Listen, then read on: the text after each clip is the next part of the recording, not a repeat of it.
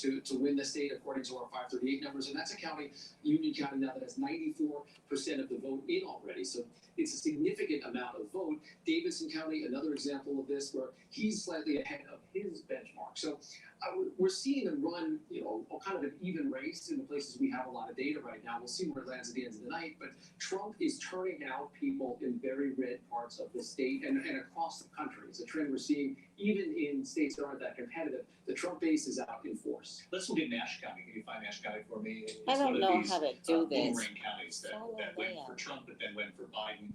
Also, New Hanover in North Carolina here. We probably should take a slightly deeper dive on whether or not Nash County is Trump is winning. Yeah, right. So it's right here, right outside of Raleigh. This is one of those that we're watching, as you mentioned, David, because there's a possibility, at least for Democrats, that flip counties like this. You see how close Hillary Clinton came, how close Joe Biden came. Right now, Kamala Harris not quite over the finish line. Donald Trump winning by about 1,800 votes in Nash County. And the benchmark would suggest he doesn't even need to win that county. Yeah. He could slip away from him and still be in line. This is a small county, but you're right. It's emblematic of what's going on across the state and really across the region of the country. And it could be a bellwether, in fact, because this is what Donald Trump is trying to do, is flip some of this territory back his way from 4 years ago. We'll just keep our eye on it. I want to take this up to Byron Pitts because he's in Asheville tonight. And Byron, there was a lot of concern, obviously, over the victims of Hurricane Helene and whether or not they would be able to vote in both campaigns, saying that they did like what they saw on the ground as far as the effort to help people have their voices heard. And what have you seen there on the ground? David, this has to be one of the feel-good stories of this election night, regardless of which side wins. David, you spent a lot of time here after the hurricane. You saw the devastation firsthand. It is remarkable, the turnout here. Western North Carolina outperformed the rest of the state in early voting. And that's a good sign for the Trump campaign. As you guys have been discussing, Western North Carolina has been reliably Trump country, and he has to do well here, and it is doing well here. The voting is high. There are parts of the western part of the state where they've had to vote in tents. We talked to one voter, a pastor, who called the response here in Western North Carolina, he calls it the miracle of the mountains. This is a man, consider this. He had to drive 1 hour and 45 minutes to vote. He had to leave his house, drive into Tennessee, circle a mountain, come back to his community, cross a river before he could vote. And it speaks to not just the resilience of the people in this part of the country, but also their commitment to democracy. And David, I talked to a member of the Trump campaign here in North Carolina. He said the race in North Carolina tonight is as tight as a facelift. And so while they're doing well in North Carolina, there are other areas of the state that look favorable for Kamala Harris. 55.4% of the early vote in North Carolina that went to women, and that's a record in the state. 24% of the uncommitted voters were first-time voters, which is an indication that young people are voting in high numbers here. There are people standing in line still in Charlotte in some of the university areas, likely young voters, also potentially a good sign for the Harris campaign. I know earlier you and Lindsay were talking about black voters in North Carolina. I want to mention to you the central part of the state and North Carolina A&T. North Carolina A&T is the largest HBCU in the country. Aggie pride runs deep in the state. And so expect Harris to do well in that part of the state, and also in eastern North Carolina, where A&T has one of its largest alumni chapters. So there's a lot going on in North Carolina, still tight, and both camps see reason to be optimistic at this point. Byron Pitts on the ground in Asheville. You can see they still have so much work ahead of them in the cleanup of the aftermath of Hurricane Helene. Rick, let's pull up North Carolina since we've heard so much from Byron on this, and let's visit a couple more of these areas one more time. Can you do the Wake County, obviously the Research Triangle, Raleigh, Durham County right around there? Let's just see how both candidates are performing according to the benchmark of where they would need to be at this hour. Yeah, the Research Triangle, where you have Durham with Duke University and University of North Carolina, just one county over. This is an area where Democrats have really leaned in and tried to get as many of the votes as they can. You see Hillary Clinton's numbers tick up a little bit to Joe Biden. Kamala Harris so far tonight with about 3/4 of the vote in, doing better than either of the previous two Democratic candidates. And that is about what she needs to be getting in a place like Wake County. So you see these big numbers and you see her getting 140,000 votes more than Donald Trump there. That is what she needs to be doing in a state where she currently is trailing. We don't have a lot of vote yet in Durham, but this is going to be heavily for Kamala Harris. The numbers in Orange County, again, that's where UNC Chapel Hill is. You're seeing again Harris about hitting the numbers that she needs to at the 538 in the 538 benchmarks. So this area is coming through for her. There's no question about that. Again, though, those gains are being offset by Trump gains elsewhere in the state. Just to look down at Brunswick County, it's an area where Donald Trump's running a little ahead of his benchmark. And as we were discussing a little earlier, outside Charlotte, again, these are places where Donald Trump should be winning, and he is winning by a little bit more than he'd be expected to. It's kind of interesting what we're seeing here in some of these counties. He's overperforming slightly, and so is she in some of the urban areas and some of the areas, the research triangle in particular with students. Let's go over to Charlotte. Let's just check out Charlotte one more time, Mecklenburg, and just see where we are. Yeah, we have almost nothing in from Charlotte so far. It's just about all the early by mail votes, so we're going to have to wait to see how that comes in. And at least in the early by vote, she's outperforming where she needs to be. So again, it's kind of an unfinished story here, obviously, in North Carolina. 41% of the vote in, and appears to be quite a tight race here in North Carolina. What do we know about Pennsylvania? Yeah, Pennsylvania, we've been watching really closely because so far the Harris team has to like what it sees. Now, a lot of the vote has come in so far has been early. And as we've mentioned, early vote is not as big a story as it is elsewhere. But Harrisburg, as an example right now, that county, Donald Trump not getting anywhere near where he would need on the 538 benchmarks. And Kamala Harris, again, it's early. We'll see where it goes, running significantly ahead of where the previous Democrats have. You asked me a little bit earlier about Scranton and about Wilkes-Barre, Lackawanna County, another story where Harris, with about 2/3 of the vote in, running ahead of the 538 numbers, running ahead of Donald Trump. Luzerne County, that is one that has slipped away from Democrats. If these numbers hold, that would be a true surprise. I wouldn't be surprised if they change as the night goes on. And we've been focused in on all those collar counties. We're waiting for a lot of vote to come in from them, but Harris running ahead of the 538 benchmarks and ahead of Joe Biden, Hillary Clinton's numbers. That is probably the most closely watched of those Philadelphia suburban counties, about 5-6% of the vote overall. And we're, of course, waiting on a lot of vote out of Philadelphia. And if you just look at this, you see those big blue dots at the eastern part of the state. Once again, those are places we're waiting for vote. Those red dots, though, are significant, and they add up as they move across the state. 20% of the vote in Pennsylvania. Kamala Harris with an early lead here. And again, so much of the vote still needs to be counted, but you got to wonder if we're looking, and it's early, I'm just saying, if we're looking out at this blue wall strategy coming to life as we're watching these numbers come in from Georgia, where she's not hitting some of the benchmarks that she needs. In North Carolina, still kind of an untold story. Pretty close, actually, when you dig into those counties and see where the vote still remains. But in Pennsylvania, at least with the early vote so far, it appears that she's hitting some of the benchmarks that she hoped to and outperforming them, particularly in the collar counties there with some more conservative leaning suburbs of Philadelphia. So quite a story unfolding here. So this is where the numbers come in. This is where it actually gets really interesting. So don't go away. We'll dig back into Pennsylvania and Michigan also. The first numbers coming in from Michigan. We'll look at it all right after the break. Don't go away. ABC News live coverage of the presidential election continues right after this.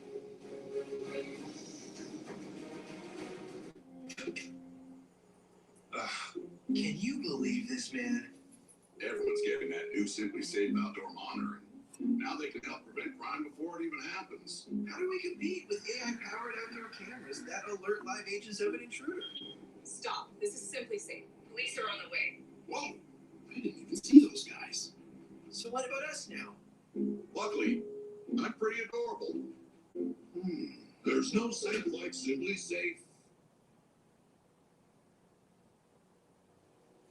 Welcome back to our live coverage of the 2024 presidential election. Here's a quick look at where things stand here. Take a look. It's the path to 270, as you can see on your screen. Kamala Harris, 30 electoral votes to Donald Trump's 154 tonight. They need 270 to win. Still very early. Georgia hasn't been called. North Carolina hasn't been called. It's getting interesting in Pennsylvania.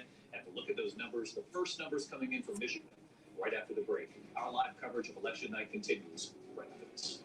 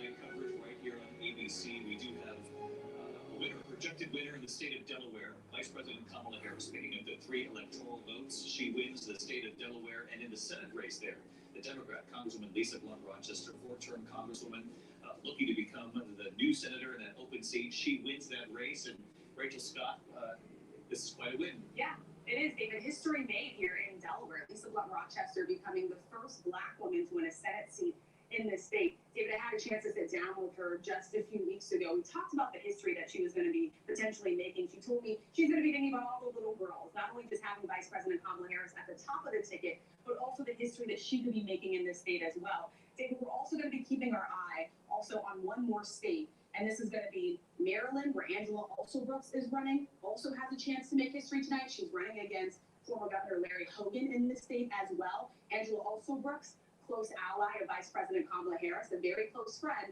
But if she were to win this race, this would be the first time that we would ever see 2 Black women serving in the Senate at the same time. This has been a fascinating race to actually watch because the two are somewhat friendly in their debate. I don't know, it was the most cordial debate I saw in the entire election cycle. They started out by saying, I respect for you, I respect for you. We worked together when he was the governor and she was the county executive. But we'll be watching that race very carefully as well tonight. Of course, popular Republican governor who went against Trump at certain points during the Trump administration, looking to compete in a heavily Democratic state. But history already made, though, in the state of Delaware. Rachel, thanks. Rick Klein, what are you seeing in Michigan? Yeah, we're just our first glimpse into the numbers in Michigan. It's an interesting state because it's one of them that actually made it easier to start processing and counting those ballots. They also did in-person voting in Michigan for the first time on a widespread way. We should note that everything we're seeing here, it's kind of mixed. Some election day, some early vote. We also have seen nothing at all from Wayne County, which is Detroit and Dearborn, something we're going to talk about a lot so far. But Washtenaw County, right outside of Detroit, that's an area where Kamala Harris needs to be doing extremely well. And we're tracking her below, so far, her benchmark. We're about half the vote in. She's not quite hitting that number. And it's an area where Joe Biden really cleaned up, did better than Hillary Clinton's number. Right now, at least, again, it's hard to tell because we don't have a full portrait of the pictures. That's University of Michigan, that's Ann Arbor. Ann Arbor, University of Michigan, a liberal area of the state. It's also got some suburban areas that a good number of Republicans live there as well. Oakland County, another big county that we're going to be watching all night tonight. You can see from the 538 numbers, Harris a little bit ahead of where she would want to be. But we're going to see this storyline continually. Republican parts of the state, Donald Trump hitting his numbers just about everywhere. I haven't found many places yet where he isn't hitting where he wants to be in terms of the 538 benchmarks or in terms of the history. The turnout machine, even if it wasn't on the ground the same way it was for the Democrats, seems to have been working, at least in these initial numbers in Michigan and elsewhere. Let's get right to Juju Chang. She's in Detroit for us. And Juju, President Biden won. This was his biggest win of the swing states, about 54,000 votes. And obviously considered part of this blue wall that Kamala Harris is trying to keep.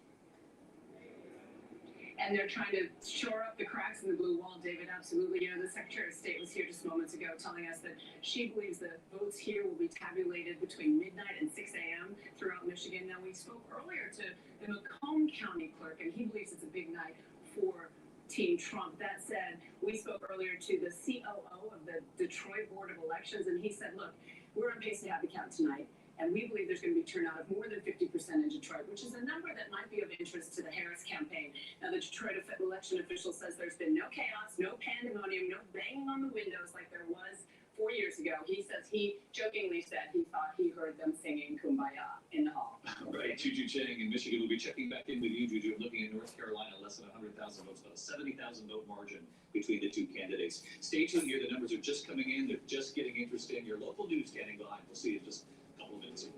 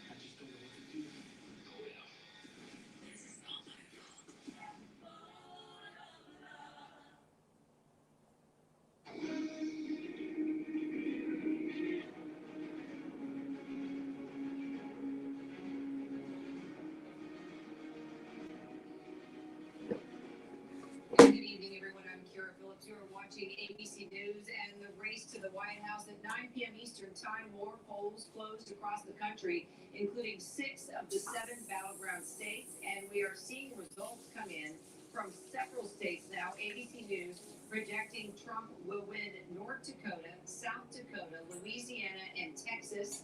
ABC News also projects Harris will win Delaware, Maryland, Rhode Island, and Massachusetts. As for electoral votes, right now, 30 for Harris, 162 to Donald Trump. As you know, to win, a candidate needs 270. In Florida, with 86% of the expected vote reporting, the Florida abortion ballot initiative is projected to fail. It got 57% of the vote. It needed 60% of the vote to pass. The referendum would have put abortion rights into the state constitution. It's the first time since Roe was overturned that abortion rights have been on the ballot, put directly to voters, and failed. Let's get to our Deputy Political Director, Avery Harper. Avery, exit poll numbers starting to come in as well as voters begin to fill in their ballots. What are some of the key concerns? Right, when we look at some of this preliminary exit poll data, what we see is that the state of democracy has actually edged out the economy as the #1 issue that voters care about as they consider who to vote for, followed by the economy. Abortion, you see there in the middle with 14% of voters saying that. Immigration, which has been an issue that the Trump campaign has really leaned into, falling there at the 4th slot at 11% and foreign policy at the end. Wow. All right, Avery Harper, thank you so much. We'll talk through the night. Let's head to Arizona now, where we find ABC's Elizabeth Schulze. Elizabeth, you're in Phoenix, which is in Maricopa County, the most populous county in the state. The polls there have now closed. What can you tell us about early voting there so far? So County was record voting across the state of Arizona, and here in Maricopa County, now that the polls have closed, they will start to tabulate those ballots. About 60% of all of Arizona's ballots will be counted here. We asked the Secretary of State today how long he expects that process will take. He said this could take 10 to 13 days, so the results could still take some time here. A reminder that President Biden just narrowly won this state by 10,000 votes back in 2020. That was the first time that a Democrat won Arizona since 1996. So this is expected to be a tight race, but we are hearing from an official from the Arizona GOP. They're optimistic about turnout today from Republicans. We're really going to be closely watching those independent voters here, Kira. All right, Elizabeth Schulze there in Phoenix for us. Thank you so much. All right, so Avery, let's talk about the economy. It was interesting looking at how the various concerns for voters in the exit polls fanned out there. The economy clearly at the top there. I was actually surprised at how low immigration stood, considering all the coverage we've been doing on both of those issues for the past couple of weeks. Right, we know that perceptions of the economy have been something that have been driving folks to head to the polls. And when you look at this exit poll data, preliminary exit poll data that we're seeing, you see that 32% say the condition of the economy is excellent or good, and 67% say not so good or poor. And that is something that the Trump campaign has been leaning into. Avery, thank you. I'm Kara Phillips. Stay with ABC News. Our team is bringing you election results all throughout the night. And this just in, going New York for Harris. Okay, they're projected by ABC News. There you go. News happening by the second. Stay with us. We'll continue to bring you all the latest results throughout the night.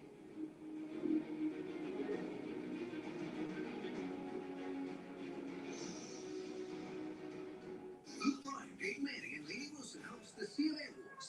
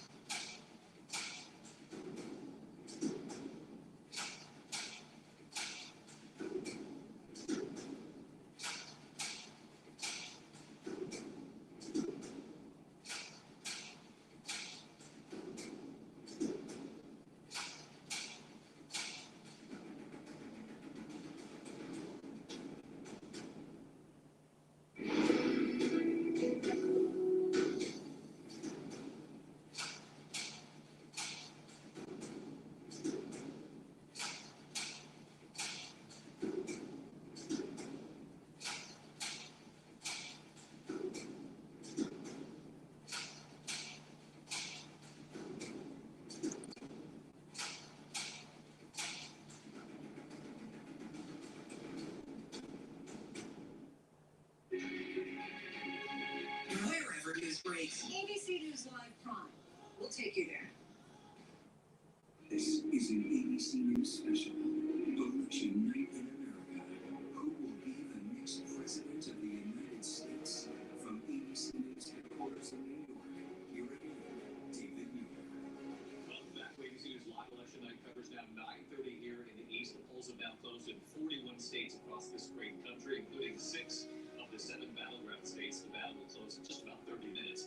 At this hour, here are the results we've been reporting so far in Pennsylvania. Again, this is just still underway in these swing states. Pennsylvania, 55% to 43%. Again, we have to look at the counties and what we're talking about when we're looking at that vote still very early. In Michigan, you can see Kamala Harris taking an early lead in Michigan, and in Wisconsin tonight, Donald Trump with the early lead. We're going to dive into where these numbers are actually coming from in just a moment. We're also tracking Georgia. We're tracking North Carolina and Arizona at this hour. No numbers from Arizona, though the polls have now closed. In Georgia, Donald Trump holding on to that lead. Looks like it's now just about more than 100,000 votes, widening his lead and holding firm. In North Carolina, still a close race. And again, there's some outstanding vote in some of the Democratic areas. We'll dig deeper into that in just a moment. New York, we can now project. ABC News projecting that the state of New York, 28 electoral votes. Kamala Harris has won the state of New York. In Rhode Island, 4 electoral votes. Vice President Harris wins the 4 votes there. Former President Donald Trump winning the state of Louisiana, 8 electoral votes. He picks up from Louisiana. Let's go right to the map, the race to 270. Kamala Harris winning 6 states in Washington, D.C., 62 electoral votes. Donald Trump winning 15 states, 162 electoral votes in the march to 270. We do have a Senate projection. ABC News can report that in the state of New York, Senator Kirsten Gillibrand will serve a 3rd term. She'll be seeking the 3rd term. She wins it handily tonight. She'll return to the Senate. Let's get right to the team here. Rick, what are you seeing there in North Carolina? Yeah, North Carolina is one we have our eyes on because it seems like every serve is being met with a volley as we get into the numbers here. To look at Raleigh, Wake County, that's a place where Kamala Harris needs to be doing very well. She's doing almost exactly what she needs to be doing, and of course, very well in the bluer parts of the Research Triangle area. But when you get out into Trump country, it looks like Trump numbers, and it's really remarkable to see these numbers tracking how close they are, within a 10th of percentage point of our 538 numbers, and just around within a percentage point or so of what we've seen in the past with past Democrats. We've been talking a little bit about Nash County. We're up to almost 90% reporting there in what's something of a bellwether county, a potential swing county. Biden was able to eke out a victory here. Trump is now on the other side of a potential win in that part of the state. So it's really interesting because you can see the candidate strategies in action with Harris seemingly effectively driving up the vote in some more liberal areas. We're waiting on a lot of vote right here in Mecklenburg County. That is Charlotte. We're about 10% in right now. Too early to really draw too much into what is a big part of the state, but an area where Democrats have had turnout problems in the past. Yeah, only 10% of the vote in. What's the benchmark she needs to be getting there? Yeah, she needs to be getting about 6. Let's look at the number. She's at 67%. She's at 63 again. It depends on the vote type right now. But we don't really have a lot to say about it yet. But that's going to be key if she's going to overcome that deficit of now 115,000 votes with about a little more than half of the vote in. Let's look at Georgia. What do we see? Yeah, so Georgia's trending a little bit worse, at least in our numbers right now for Harris. 210,000. Trump seems to be in a pretty good position right now, but we're still waiting on so much vote. But just to take you around a little bit, the Atlanta metro area, we've seen a significant amount of vote in Fulton County. It's a place where Harris has to be winning big, and she is winning big, almost exactly hitting her benchmark. DeKalb County, again, almost exactly at that number. Places where she's racking up big numbers because she's then bleeding support elsewhere in the state, including in some of the outlying suburbs of Atlanta. Donald Trump doing very well in a lot of these places and just bringing up these 19, 20,000, 40,000 votes in all these different counties across the state. And that's why you see now this edge beginning to emerge of 211,000 votes. Gwinnett County is going to be very important here. It's about 8-9% of the entire state. Right now, Harris up about 60-40 there with only about 60% of the vote in. We're going to look at this all night. These are where we think the votes are. Those big blue dots seem to suggest there's a lot there, but all those red dots add up as well. So there's still a good amount of Republican vote. And again, just explain that again for the audience looking. The size of those dots actually is proportional to the amount of vote that we believe is still outstanding. Yeah, for every county, with some of them are blue counties, some of them red counties, some are more purple. And so if it's a 50-50 county, you're not going to get a lot of vote edge one way or the other. But this is really Atlanta, the suburbs. Some of these overlapping dots are so big because the vote share is so large in that area. Some of the smaller blue dots, all of it adds up to a lot of vote that is still out. But we're edging up to about 3/4 of the vote in. We've seen nights like this develop where it gets harder and harder to make up a gap. Yeah, it's really interesting. A lot of what you just showed us shows Kamala Harris hitting her benchmark or actually surpassing it marginally, but then Donald Trump actually doing even better than what he had to do in some of these rural counties in Georgia. Ryan, what are you hearing from the Trump campaign? I'm hearing that they're still very excited about what they're seeing. They're cautiously optimistic about North Carolina. They feel like there's not enough there for the Harris campaign to make up the ground that they need to make up. They're happy about what's happening in Ohio, that they seem to be up by 10 at this point. And historically, Ohio's been in our party sort of a mental issue where if we're not winning by 10 in Ohio, we're worried about everything else, and that number looks good. There is some, they're nervous about Pennsylvania. There's a lot of vote that's out there. They know that there is a ton of early vote that hasn't even been touched. So there's no arrogance about that, but now all the attention is going to start moving to that blue wall. Virginia being tied is another issue that is getting them excited. They weren't expecting Virginia to be tied. There's 60% of the vote in, I think, about now in Virginia. The fact that that's tied and in the suburbs, Trump did not do that badly around Washington, D.C. Could be a signal for other states. The Harris campaign not expecting to lose Virginia, but Rick, can you show us the map that gives us the proportional look at the outstanding vote in Virginia? Yeah, and look, there's plenty of Democratic vote. This is the Washington, D.C. suburbs. This is Richmond in the area. This is Norfolk, Virginia Beach area. Lots of Democrats. Some of these, though, are lighter blue, which means it could be more of a mix. And we still have a lot of vote left from Roanoke and from other redder parts of the state. But, yeah, you add it all up, and Rice is right to point this out, because right now there's something going on where you're just not seeing the kind of numbers that you would expect in some of these suburban areas. Biden in Prince William County, 62% of the vote.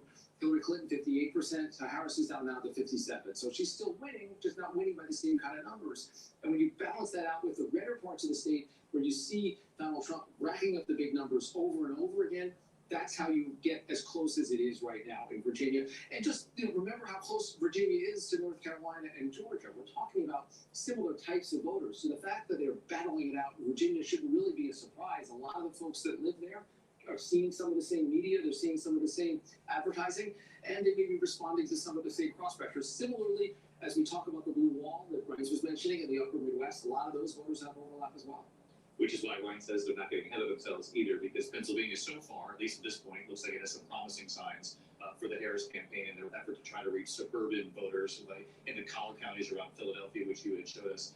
She seems to be doing well, and in Allegheny County as well. Where do those numbers stand? Yeah, so I show you Allegheny, which is Pittsburgh. That is just a Democratic stronghold right now. It used to be even stronger Democratic, but we've seen the numbers get a little bit higher with the last couple of elections, and with about half the vote in right now in the Pittsburgh area. Yeah, the numbers are getting hit. The 538 benchmark would suggest she's running ahead of where she needs to go.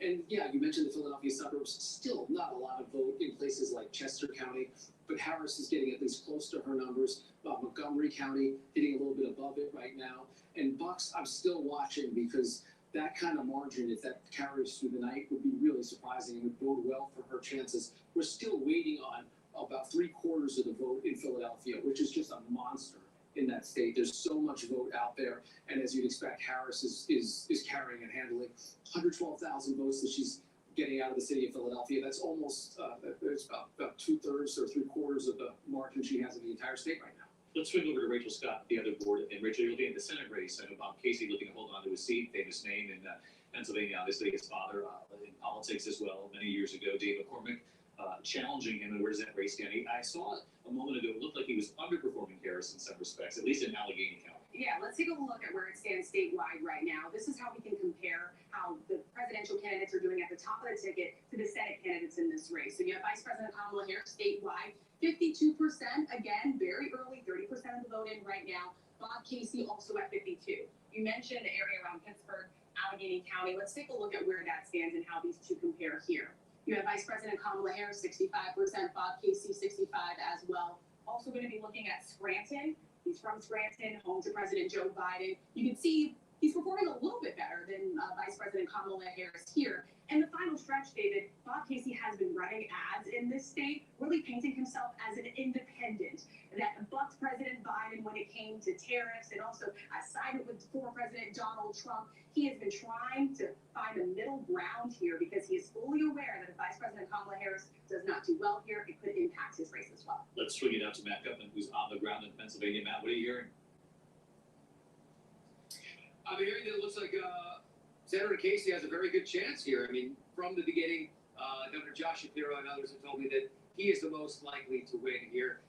His father was a governor. He is a scion of a very famous family here, also from Scranton, like former President Biden. And McCormick's got a big knock against him, and that is that he hasn't really lived in the state. He lives mostly in Connecticut, and that is something that apparently has affected voters here. Now, there's another thing I want to talk about, and that is the results and the timing of the results, David. I spoke to Governor Shapiro, and he's been very adamant about accuracy being first, also the vote being safe and fair. But officials here understand that they are in a race against the clock. You remember back in 2020, it took almost 5 days to tabulate the vote here. That delta between the elections and the results left all of this space for rumor and conspiracy theory, which was jumped upon by the Trump administration. That's happening again already. But this time, they aim to do it much more quickly. They have more voting machines, although they still are not allowed to pre-process the mail-in ballots until 7 a.m. on Election Day.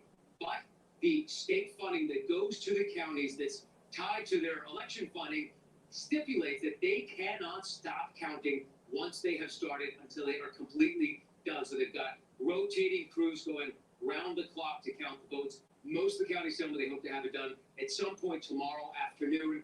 One thing to look at is Erie County. At last glance, they have about only 1% in. Officials there telling me there is massive voter turnout. And because there was a snafu with their mail-in ballots, the vendor sent them to the wrong addresses. Some people didn't get them. I was told that counting the mail-in ballots could take an additional days, possibly even weeks. So that could take a long time. Of course, Erie County is a pivotal swing county that has swung from side to side over the past several elections, Dave. Yeah, one of those boomerang counties we're going to be watching very closely here in the northwestern part of Pennsylvania. Matt, thanks so much. Let's go to the wall here. You can see the three blue wall states right up there right now. Kamala Harris with a lead early in the night in all three of those states, Pennsylvania, Michigan, and Wisconsin, all about the same margin, by the way, 52 to 47 Pennsylvania, a similar lead in Michigan, and with 18% of the vote in Wisconsin, 51-47. Lindsay, I know we're getting some exit poll data from voters, how independents are breaking in these so-called three blue wall states or Rust Belt states, as they're called. And obviously the independent voter, highly coveted by both campaigns. It's not voting so well for Kamala Harris for those independent voters in Pennsylvania. You see 24% of those voters, pretty significant amount, about a quarter of those voters in Pennsylvania identify as independent, and they are breaking by 6 points for Donald Trump. He actually is doing 6 points better this election than he did in 2020. But Michigan and Wisconsin, a little bit more hope for the Harris campaign. She's actually leading when it comes to the independent voters by 3 points compared to Donald Trump. And Wisconsin, more the same there, where she's leading by 4 points with the independent votes. But Donald Trump doing 5 points better with the independent voters in Wisconsin in 2020. He's doing 1 point better in Michigan when it comes to the independent voter. Mayor Grish, this makes me think of you and your reporting these last couple of days, the Harris campaign telling you that this was going to be very close, and they said they knew that. And that is what we are seeing here tonight. Very close, still very tight, and a long way to go. I mean, that is the message coming out of the Harris campaign tonight. I think they are encouraged and buoyed by what they are seeing in Pennsylvania. I think, when it comes to Georgia, I'm hearing that they are pointing particularly to the suburban support that they're getting there. They say they are tracking slightly above expectations among suburban early voters in Georgia. They also are pointing to the rural turnout in Georgia. They say they're not seeing signs of some surging rural turnout. They, of course, are waiting for results from those larger rural counties. But look, they have said all along their most straightforward path is to win the blue wall states, Michigan, Pennsylvania, Wisconsin. They've put a lot of energy and effort into those three states. But again, they always said this is going to be a tight race that was going to be won in the margins. Look, there are clearly troubling signs for Democrats throughout the Sun Belt, whether it's in the non-battleground states like Virginia or like Florida, or whether it's in the battleground states Georgia and North Carolina, look, anybody can still win there, but you don't see any sign that Kamala Harris is running away with anything. But I just heard from a top Democrat who was following this as close as anybody, it was always going to come down to the blue wall. Everything else is gravy. Think about what that means, David. If those are the only states that she wins in the battleground, you get to 270 electoral votes for Kamala Harris. She wins because she won a single electoral vote in one of two states that divides their votes, the city of Omaha in Nebraska. And that's what they're looking at right now. Look, we have a long way to go. But that ultimately is looking more and more like the path that Kamala Harris is going to need to get elected president. And part of that coalition, if she hopes to get to 270 tonight, includes the independent voters. I would think that seeing the way they're breaking in Pennsylvania, at least early in the preliminary exits, is not terribly encouraging, though independents, Lindsay was pointing out, Michigan and Wisconsin are breaking her way, again, according to the preliminary exit polls. And in fact, we've got some great new numbers coming in from Wisconsin that we can dig into and really see how both campaigns are doing here right after the break. Don't go away. ABC News Live coverage of the presidential race continues. Wisconsin up on deck here. We're going to look at the numbers from that state in just a moment. Coming up, we're live in the Battleground zones as Election Night 2024 continues on ABC.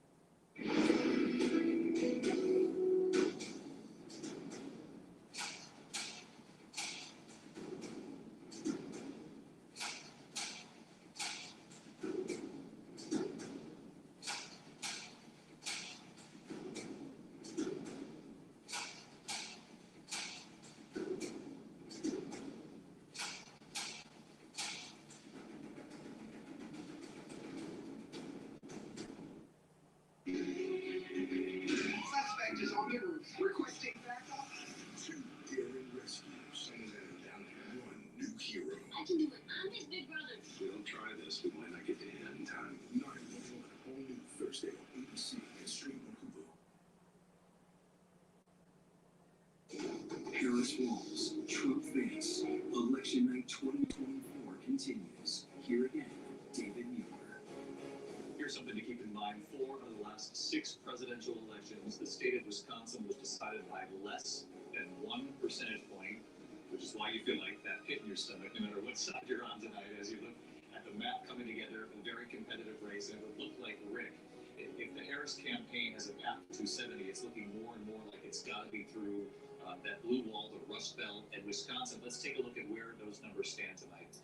It's funny when you think back, Biden won it by 21,000 votes 4 years earlier. Donald Trump had won it by 23,000 votes. This is a state that does go back and forth. It's sort of the bellwether state of the country. Yeah, and these are the first numbers we're seeing tonight, about a quarter of the vote in. Big caveat, we don't know exactly what vote it is. We think a lot of this is actually election day vote. We don't think we've seen any of the early vote from Milwaukee, which of course is the biggest city. Starting with the way the Democrats look, they have to get big numbers out of Milwaukee for starters, and that seems to be happening so far. Harris pretty close to what we think she would need to do in the city of Milwaukee to be competitive across the state, with about 40% of the vote in.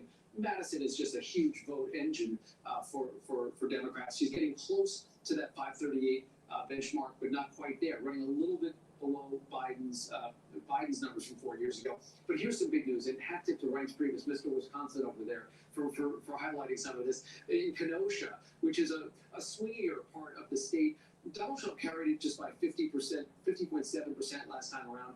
He's up 7 points. Harris down 5 points from where she was. That's significantly below the benchmark. This is one we've been looking for as well in the western part of the state, South County.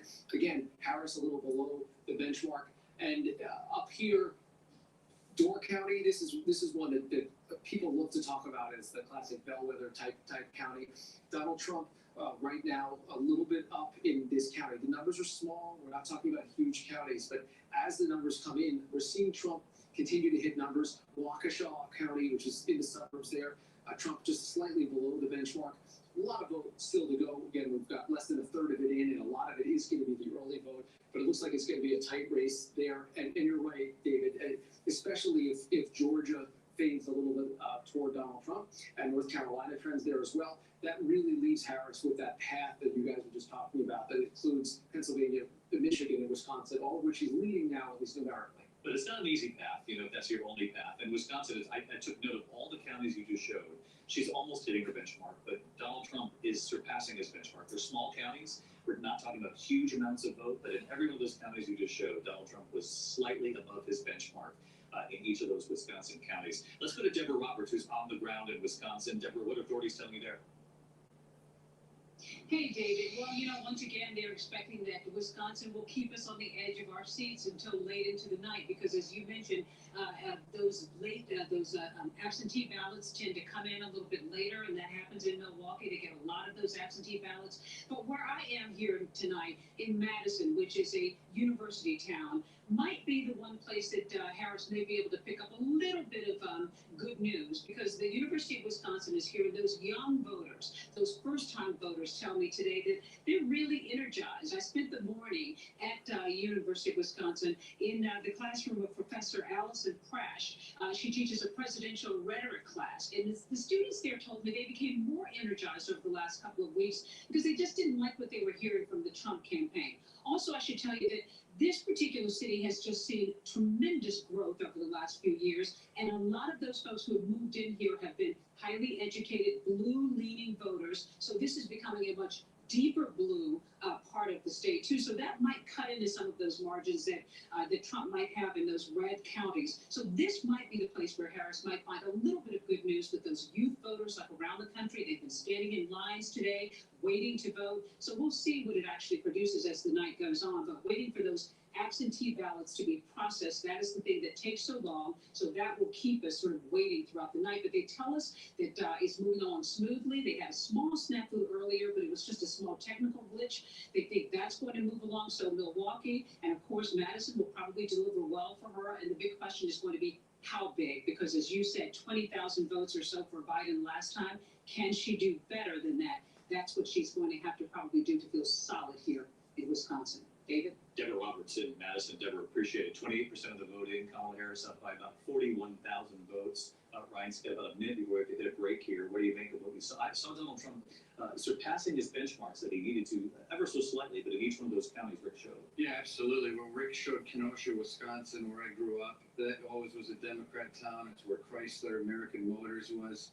57% is huge. He was at 50% in 2020, about 47% in 2016. The key for Wisconsin right now, though, is Madison, Dane County, that blue in the middle. If Donald Trump can stay above 24%, I think Kamala Harris is going to have a tough time.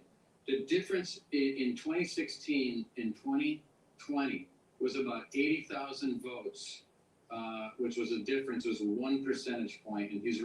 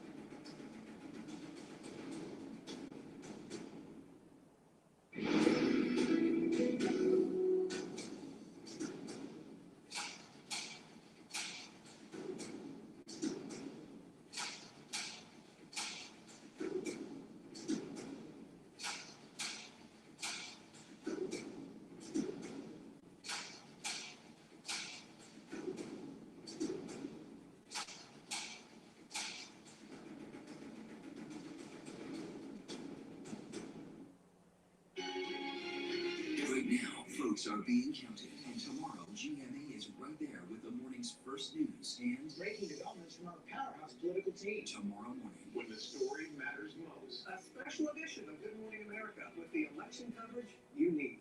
A detective and a waiter partners. Oh, man. Jeez. Solving cases, catching bad guys. Can I place an order to go, please? Well, close.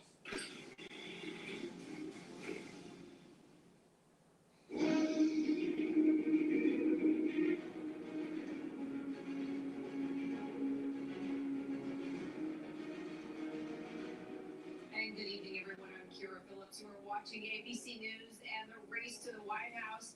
ABC News now projecting Trump will win North Dakota, South Dakota, and Texas. ABC News also projecting Harris will win Colorado, Illinois, and New York. New York coming in 28 electoral votes. Here's each candidate and where they stand right now. 91 going to Harris, 162 to Donald Trump. As you know, to win, candidate needs 270. And one more note from New York, the Equal Rights Proposition, which adds new anti-discrimination protections to the state's constitution, is projected to pass. New York is one of the 10 states with abortion-related initiatives on the ballot. Let's check in now on Battleground, Pennsylvania. You see Kamala Harris at 50%, Donald Trump 49.1. It's close, 41% of the vote that's in. Let's head to Matt Gutman now. He's in Philly tonight. Matt, we're seeing roughly 22% of the vote now. Vice President Kamala Harris seems to be holding on to her lead over the former president. As we know, Pennsylvania has the most electoral votes of any swing state, Matt.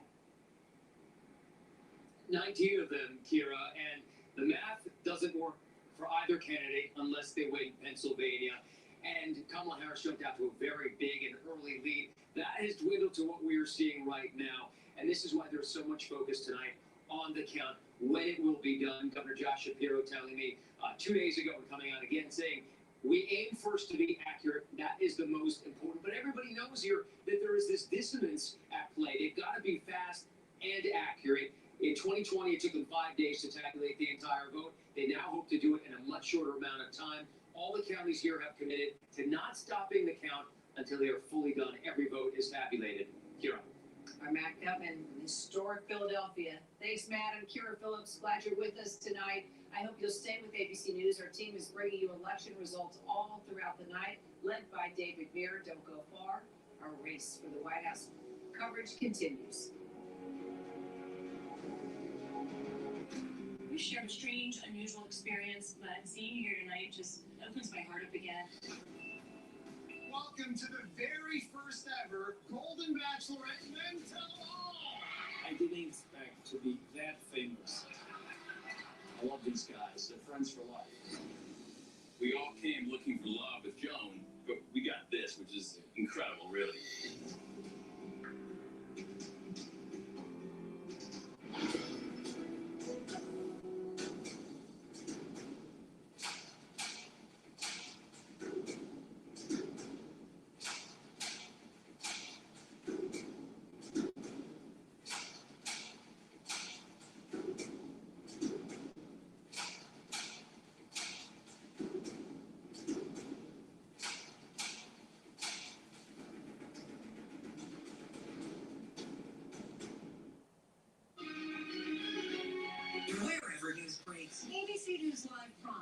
We'll take you there.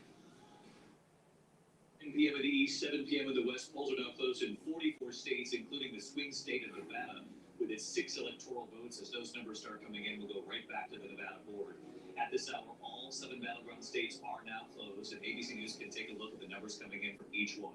Georgia, 79% of the vote is in. They said they would have the vote in tonight. Kamala Harris behind Donald Trump in that state. We'll dive in whether or not she can make that up anywhere in Georgia. Also, North Carolina tonight, Kamala Harris behind Donald Trump. He leads 52 to 46, 16 electoral votes on the line, 66% of the vote in. We'll dive into where that vote remains. In Pennsylvania at this hour, Kamala Harris holding on to a very slim lead in the very important state, Keystone State, 19 electoral votes. Very difficult to win the White House without the state of Pennsylvania. As you can see, about 43% of the vote in at this hour. Kamala Harris with the slightest of leads there. In Michigan at this hour, another battleground state, part of that blue wall that the Democrats are hoping to keep, 15 electoral votes. Kamala Harris with a lead over former President Trump, 466,000 votes to his 419,000, just 16% of the vote in at this hour. Wisconsin, we were looking at a moment ago. Wisconsin, the numbers starting to come in tonight. Very close race there, about a point between them. And as I mentioned, 4 out of the last 6 presidential elections decided in that state by less than a point. Arizona tonight, another key battleground state. The number's not in yet, though. The polls have closed. 11 electoral votes on the line there. We do have states. ABC News is ready to project at this hour. Let's take a look. Utah tonight, 6 electoral votes going to former President Donald Trump. Montana, the 4 electoral votes going to Trump there. We're going to watch that Senate race very closely. The Democrat John Tester trying to hold on, and state Trump has now won repeatedly. Colorado, Kamala Harris wins the state of Colorado. 9 electoral votes goes to the vice president. So take a look at the map. The road to 270. Kamala Harris winning 7 states in Washington, D.C. Donald Trump winning 17 states. 172 electoral votes for him, up to 91 for Kamala Harris at this hour. Our coverage of the 2024 presidential election continues right now. This is an ABC News special. The time has finally come. Right now, all across America, votes are being counted. Who will be your next president on this historic night with the stakes so high?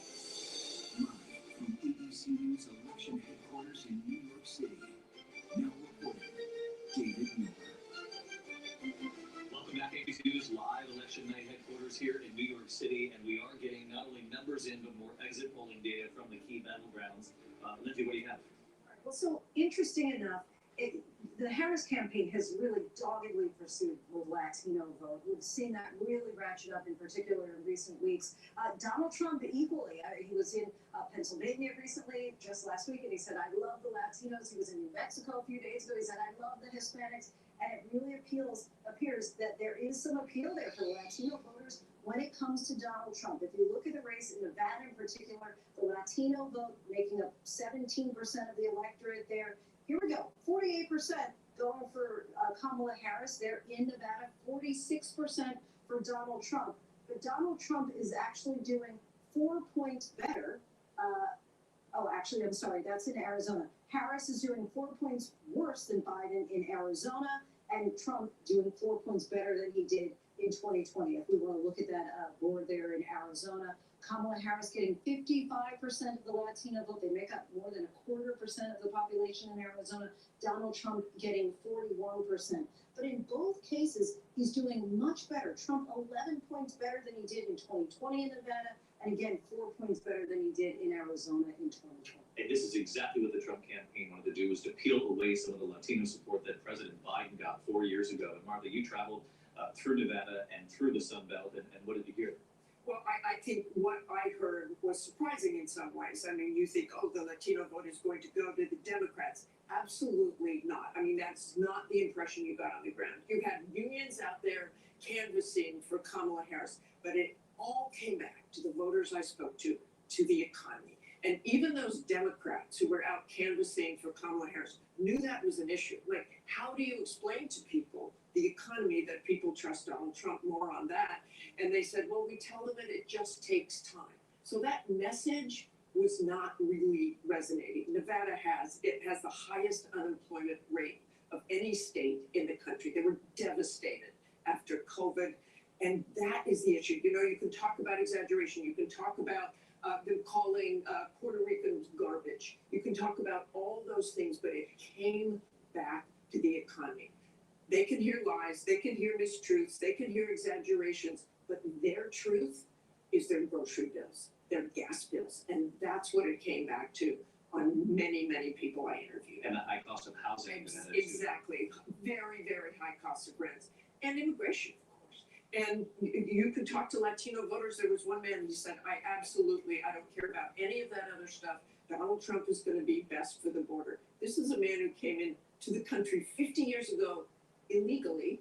He is now a citizen. He doesn't want any more migrants, and that's what he's voting for. Yeah, really interesting. And part of what Lindsay was showing us, I mean, she still is leading among Latino voters, but not by the margin that President Biden did 4 years ago. And that's going to be very concerning for the Democrats and the Harris campaign, Mary.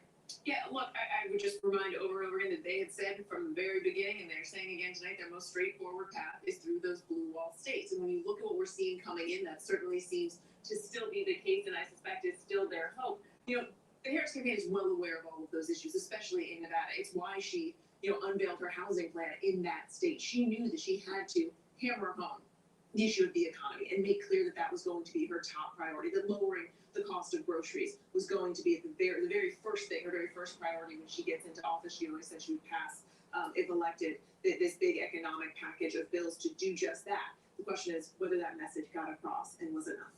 Rick Klein, what's the blue wall looking like at this point? Yeah, we've seen some numbers come in that shifted the lead, again, numerically, because it just has to do with the pace of vote. But right now, Donald Trump with a 33,000 vote edge. We've got a lot of rural votes. This is Pennsylvania. This is Pennsylvania, yes. You asked earlier about Wilkes-Barre, Luzerne County. That has flipped red, at least as of now, with 57% of the vote in. Donald Trump racking up some numbers there in an area where Democrats had some hopes to build things up.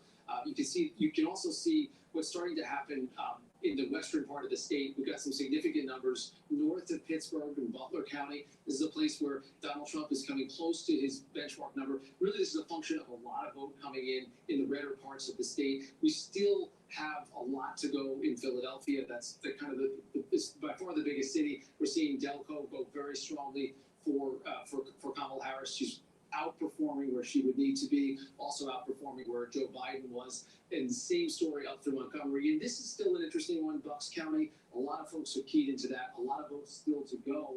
Unclear exactly what kind of vote that is, but at least now Kamala Harris outperforming that benchmark. So just a long night to go, but we're getting close to half the votes in Pennsylvania. Yeah, this would appear to be her strongest state so far as her benchmark performance, at least meeting the 538 average of where these candidates need to be. Donald Trump, in a number of the counties you just showed, slightly below the benchmark, though getting very close to it. Yeah. Which explains why the vote is so close right now. 46% of the vote in. Donald Trump with a very slight lead in Pennsylvania. And you were looking at the Latino vote in Pennsylvania and some of the counties where they live, and wondering if this 11th hour push by the Harris campaign to try to reach out to Latinos would actually work. Yeah, and as Martha was talking about what she saw there in Nevada, I was thinking about what I saw personally here in Pennsylvania. This is Berks County, which includes Reading. Donald Trump has a campaign office here. This is a county that has a large Hispanic and Latino population. Reading is 72% Latino. This is one of those counties where we are going to see this split screen, because you have Donald Trump's rhetoric. You have that rally after Madison Square Garden where that speaker compared Puerto Rico to an island of garbage. This is also a county where the economy just matters so much. They're still dealing with high poverty. Let's take a look at where Donald Trump is here. I will tell you, he's already meeting his benchmark with 76% of the vote in. You can see where he was just 4 years ago, 53%. He's already there. We're still waiting on a large amount of election day vote as well as early by mail vote as well. And then again, right here, David, he's already performing really well here. While he was campaigning here in Reading, Vice President Kamala Harris was in Allentown. This is Lehigh County. You can see just how well she's doing here. Right now, she's ahead by 6,000 votes or so, but still a lot of vote left to be counted, 43% right now. Thanks, Rachel. Rick, one of the things that's very telling is the map with the sort of circular diagram that shows you where the vote still remains. Can you just show us in Pennsylvania this hour where the vote still has to be tallied? I want to take this over to Donna and Ryan's, the one that shows the outstanding vote. Yeah, you can see that's Philadelphia in the suburbs. A good amount of vote in Pittsburgh. So when you see a purple dot like that, that's more of a battleground county. So it's probably not going to advantage either candidate. But there's a significant amount of Republican votes still outstanding as well. And it looks like it's going to be a close state. The battle for Pennsylvania, Donna. What do you make of it? First of all, I've taken my meditation early because, once again, Democrats are going to come in late. They're going to come in late in Pennsylvania. And clearly in Georgia, what's happening is that Democrats are not overperforming, and DeKalb and Cobb and Fulton, you have to overperform because Donald Trump is doing 4 points better in some of the rural areas. So again, Democratic cities tend to come in late. I'm seeing that pattern once again. I have, good information that Philadelphia is going to come in much stronger than in 2020. And by the way, in some of these areas, you can compare apples to apples, but Kamala Harris has had to build a different coalition. So I'm also looking in some of these suburbs, if the issue of abortion, the threat of democracy, if it worked in those areas in terms of pulling out her vote. And those are the collar counties around Philadelphia. Can we take another look at that based on Donna's point here, whether or not Harris is having success in those counties, getting the numbers up to where they need to be? Yeah, for sure. Chester County is a key one there. It's about 5% of the whole statewide total. Not a lot of information in yet. We're seeing Harris run a little bit below where she'd need to do to hold even there. Montgomery County, an outperformance so far, again, with less than a third of the vote in. And I've kept my eye on Bucks throughout the night to try to track this because this is good news if you're the Harris campaign.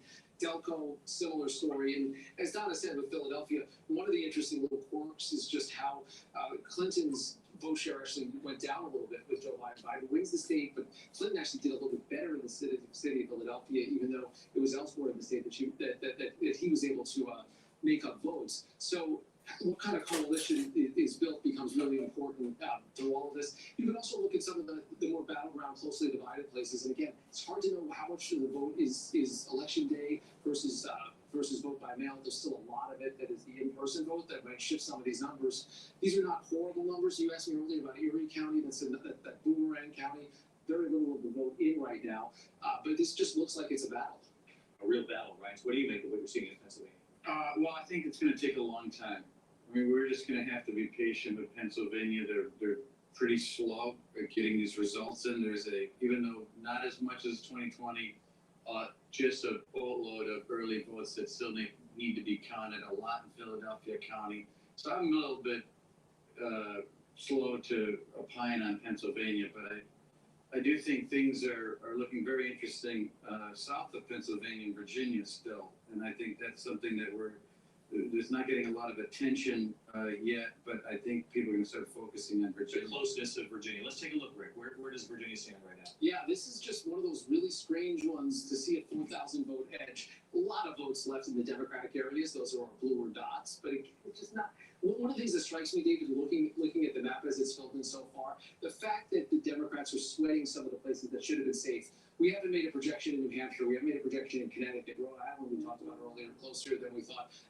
Of course, Virginia. These are places that Democrats flat out have to win. If Take us through some of those states. Let's see where New Hampshire stands, because we saw some tightening in the polls leading up to election day. Yeah, we did. And this is a state that we kind of thought would be called a little earlier in the night because they have a pretty true tradition. Most of the Democratic votes are in the southern part of the state. And again, Harris is leading. The question is going to be really how much she wins by. Outperforming herself. Outperforming there. But to me, the fact that we're even talking about states like this tells you how things are at least tipping early in the night. And the southern states, clearly there's an edge right now in Georgia and North Carolina.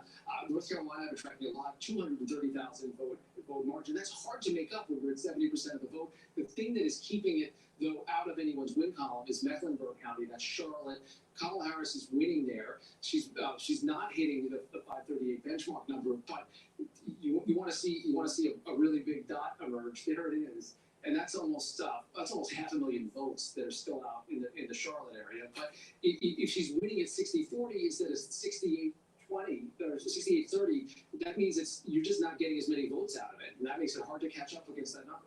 No question about that. We're going to check in with Trump headquarters in Florida. We're going to check in with Harris headquarters, see what the mood is on the ground at this point in the night.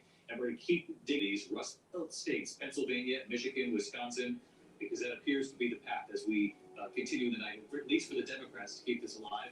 As Rick Klein just points out, and smartly so, the reason North Carolina can't be called is because of the outstanding vote in Charlotte. That is a Democratic area, but given the margin between the two, it might be really difficult to make that up. So we're going to keep our eyes on the map. We'll get right back to it right after the break.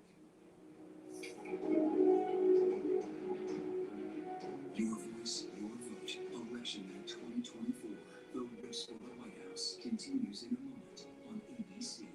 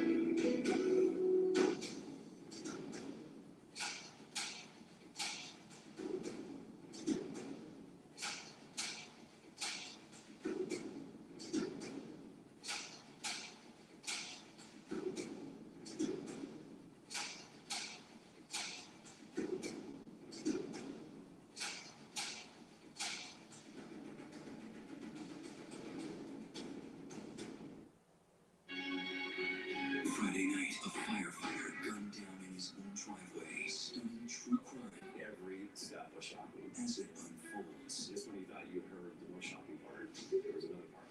Fire and Vice 2020, Friday night on ABC. You're watching ABC News live coverage of Election Night 2024.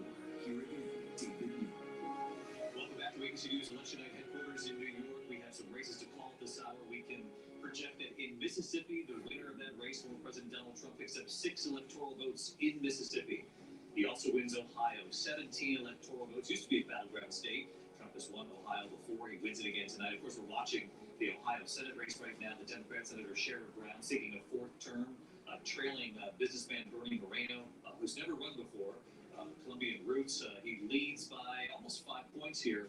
It's going to be a difficult race to make up that kind of ground with 76% of the vote in. We're going to keep our eye on that. We do have another race to call, a race that makes history tonight in Maryland. Voters have elected Democrat Angela Alsobrooks to serve in the Senate. Republican Larry Hogan, the popular governor there, had been challenging her for that open seat. Angela Alsobrooks becomes the next senator from the state of Maryland, and Lindsay Davis, she makes history, and a lot of history made tonight. She'll be the second black woman elected to the Senate on this election. And we're talking about Carol Moseley Braun and Kamala Harris. Obviously, prior to this day, in our country's nearly 250-year history, we've only had 2 black women ever elected to the U.S. Senate. And tonight, you have 2 more. What's really significant, I think, to put this into broader perspective, is we've still never had a black female govern a state in this country. And so tonight, the Democratic Party is asking American citizens to do something that they haven't even done on a state level. They're asking to vote for this woman to run and rule and reign over this entire country, which it just really puts in perspective that we're just now getting to this point of having 4 black women elected into the Senate. It was interesting when I had a chance to speak with Angela Alsobrooks just last week. She talked about how her family is from South Carolina, and it was because her great-grandmother had been shot by a white sheriff's deputy, but they fled to Maryland, and that's what made her decide that she wanted to be a prosecutor and ultimately get into politics. And down in Brazil, Angela Alsobrooks has talked about how, as a young prosecutor, she got advice from another prosecutor. That's right. Vice President Kamala Harris was elected prosecutor in 2004. She mentored Angela Alsobrook, but I also have to take a moment of personal pride. She was my first intern on Capitol Hill. So I'm very excited about that, but she's been a terrific executive. In both her primary campaign, she was outraged almost 10-1, as well as the general election. Look, Larry Hogan is a great guy. People love him in Maryland, but they understood a vote for Mr. Hogan was a vote for Mitch McConnell, a vote for the Supreme Court. Angela had her message focused on the economy, the issue of abortion, because abortion was on the ballot in the great state of Maryland. But she also had a special appeal, I think, to young women across the state. That's going to be the hidden story tonight after my friend next to me finishes boogie woogie around all of the counties. It's been a long night ahead, and Rachel Scott, you're looking at the Senate. Not only is this a win for Angela Alsobrook, she makes history, but I flashed up that Ohio Senate race. Sherrod Brown does not look like it's going to be a good night for him there. Yeah, this is going to be really hard to make up, David, as you already said. 78% of the vote that is already in, and you can see that Moreno is ahead right now by 239,000 votes, roughly, compared to Sherrod Brown. You know, I've been studying sort of how he won the last time around. Listen, that was 2018. Donald Trump was not running, and so this is the first time that Sherrod Brown, the last remaining statewide Democrat in this state, is really trying to outrun the top of the ticket. I want you to just pay attention to some of these counties, because these are areas, they're red now, but these were blue in 2018. These are two counties in which Sherrod Brown did really well in 2018. Now they're red. You can see just how well Moreno is doing here. He's ahead by 4,000 votes. Sherrod Brown underperforming where he was in 2018. And you can see Vice President Kamala Harris at 41%. This is obviously a red state here. Sherrod Brown, the last remaining Democrat, if he is able to carve this one out, it would be pretty remarkable here. We're still waiting for a good number of votes here in Franklin County, which is home to Columbus. What does it say, John, about the shifting nature of not only Ohio, but you're looking at Florida as well? And Sherrod Brown, very popular in that state, obviously not enough to win tonight, but the margin became smaller and smaller each time he ran. Yeah, and look, this show's really tough night it's shaping up to be for Democrats in the Senate. I mean, the Democrats talked about two seats that they thought they really had a chance to pick up. Florida, Texas, neither one of those looks good. Sherrod Brown, they thought they were going to keep. Looks like he's in real trouble. Tough for Democrats in the Senate. All right, John, thanks. When we come back here, your local news is standing by. We have new reporting from Donald Trump's campaign headquarters, who's with Donald Trump tonight, what they make of what they're seeing on the board so far, and then we'll focus right back on that.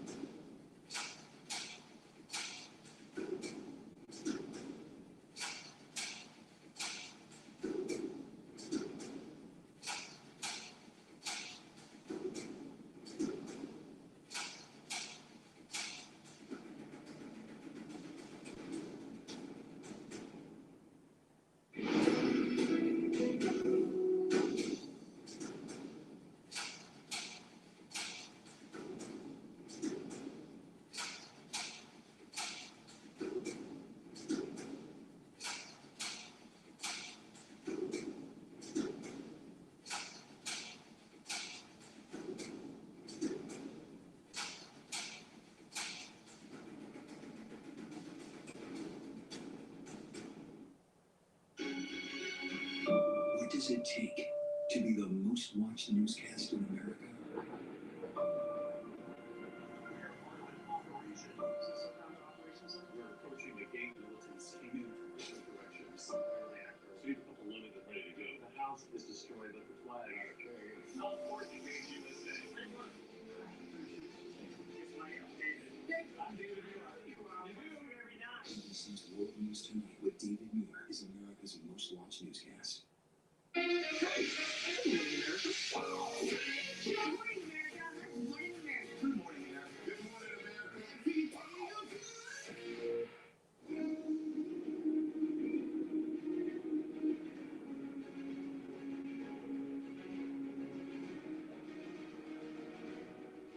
And good evening, everyone. I'm Kira Phillips. You are watching ABC News and the race to the White House. We are watching the results roll in. ABC News now projecting Trump will win Mississippi and Ohio.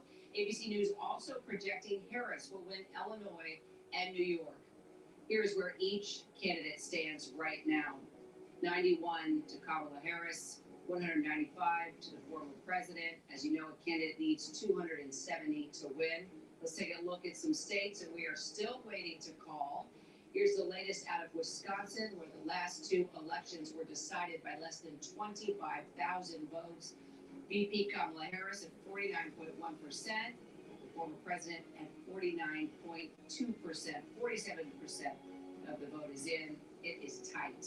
We want to turn now to our Deborah Roberts. She is in Madison, Wisconsin. Deb, we know that election workers there are working hard to process more than 1 million absentee ballots. Let's just talk about what that process looks like. Well, it's a long process and it's a late process, Kara. We talked to the chairperson of the Wisconsin Elections Commission, and she tells us that we can just expect, once again, a long night. Wisconsin is one of those states that doesn't begin to process and tabulate those votes until the morning of Election Day, which is today. And that is really critical when it comes to those absentee ballots. And as you said, a lot of them to tabulate, particularly in Milwaukee, the largest city in this state. And they do this in a very exacting kind of manner where they lay out the votes and they crease them and they process them through the machine, and it just takes a very long time. They had a little bit of a snafu earlier today. They said they've rectified that. They've made up some time, but they expect that it's going to be a late night here in Wisconsin, and those votes might very well determine how much of a margin Harris will have here if she continues on this path to being ahead. And Madison was also one of a handful of places today that received bomb threats at polling sites. What more can you tell us? Well, there have been a number of places, as you know, that have had this kind of thing around the country, and there were even reports of people getting phone calls today here in Madison, voters who said that they were very strange calls, people asking personal information, and then these bomb threats at a couple of polling locations, schools that were, of course, closed, but polling locations turned out to be nothing, but once again, still concerning. Election officials say it was just mischief, and they said Ann Jacobs, who is the head of this election commission for the state, said it was just mischief. It was mischief, but bad mischief, but they didn't know what they were up to. So far, a night that seems to be moving right along, but it's going to be a late one. It sure is. We're glad to have you, Deborah Roberts. Thank you. I'm Kira Phillips. Glad you're all with us tonight. I hope you'll stay with ABC News when we bring you election results all throughout the night, so don't go far. Our coverage of the race to the White House continues.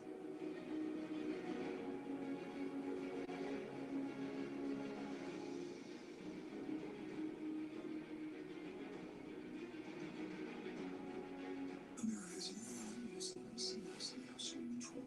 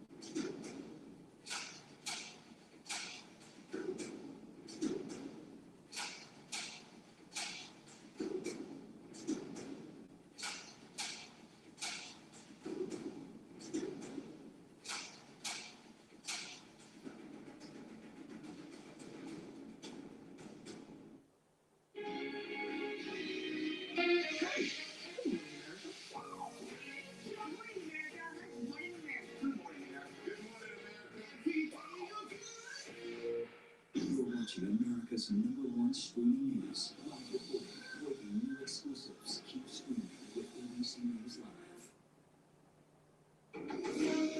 This is an ABC News special. Election night in America.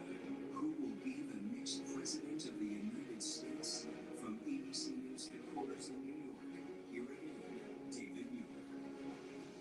Welcome back to ABC News Live Election Night coverage. 10:30 now here in the East, 7:30 in the West. We're 30 minutes away from polls closing in California, Washington, Oregon, Idaho, California, of course, with 54 electoral votes at stake. You're looking at the electoral value, sort of the portion of the map, 270 to win. Let's take you to the floor and we'll show you where things stand at this hour. Kamala Harris with 91 electoral votes, Donald Trump with 201. He need 270 to win. He's picked up 19 states tonight. She's picked up 8 states in Washington, D.C. Let's get right to Trump headquarters, Palm Beach Convention Center. John Santucci, who's covered Donald Trump for us for quite some time. What's the mood there, John? And who's with Donald Trump? Well, David, you can hear the mood here at the convention center. They're going through results, and the crowd here supporting Donald Trump. Very excited. Donald Trump is not here, David, at this convention center. He's over at Mar-a-Lago, where, David, I'm told he's been gathered with senior staff and family in a war room that's been set up at his club, going through results. And just in the last couple of minutes, David, he actually went into the grand ballroom at Mar-a-Lago, according to reporting from my colleague, Catherine Falders and I, where he actually went around and greeted supporters and donors that are there. Our sources tell us, David, that in addition to donors and club members, he's there with his new campaign surrogates, billionaire Elon Musk and RFK Jr., and in addition to the family, David, who's been advising and campaigning with Donald Trump, his eldest sons, Don Jr. and Eric, there with Dad tonight. Barron Trump also there, and a photo, David, that Melania Trump, the former First Lady, just tweeted in the last couple of minutes. Barron, who turned 18 this year, David, casting a vote for his father earlier today. David? John Santucci with some color inside Trump headquarters there, Palm Beach Convention Center. John, thank you. Let's go right over to Eva Pilgrim. She's at the Kamala Harris headquarters, Howard University in Washington. Eva, what's the mood there? They're watching the numbers as they come in right now. They are watching a speech from Angela Brooks, who was just declared the winner in that Maryland Senate seat. You can see the crowd here cheering. The flags, those are American flags. Those flags back there, I just want to point out, those are college students in that back area. They're sort of pinned in back there. They've been here since very early. They got here, and they've been cheering and excited. I wish you could hear earlier. There was loud music. Everyone was dancing everywhere they are. We've been speaking with the campaign as they've seen these numbers come in tonight, and they've sort of stuck with what they told us yesterday when we last spoke with them, which was the idea that this event here tonight on Howard's campus, as they watched the election results come in, was going to be an information center for them. They've been very clear with their supporters about how they expect these numbers to come in.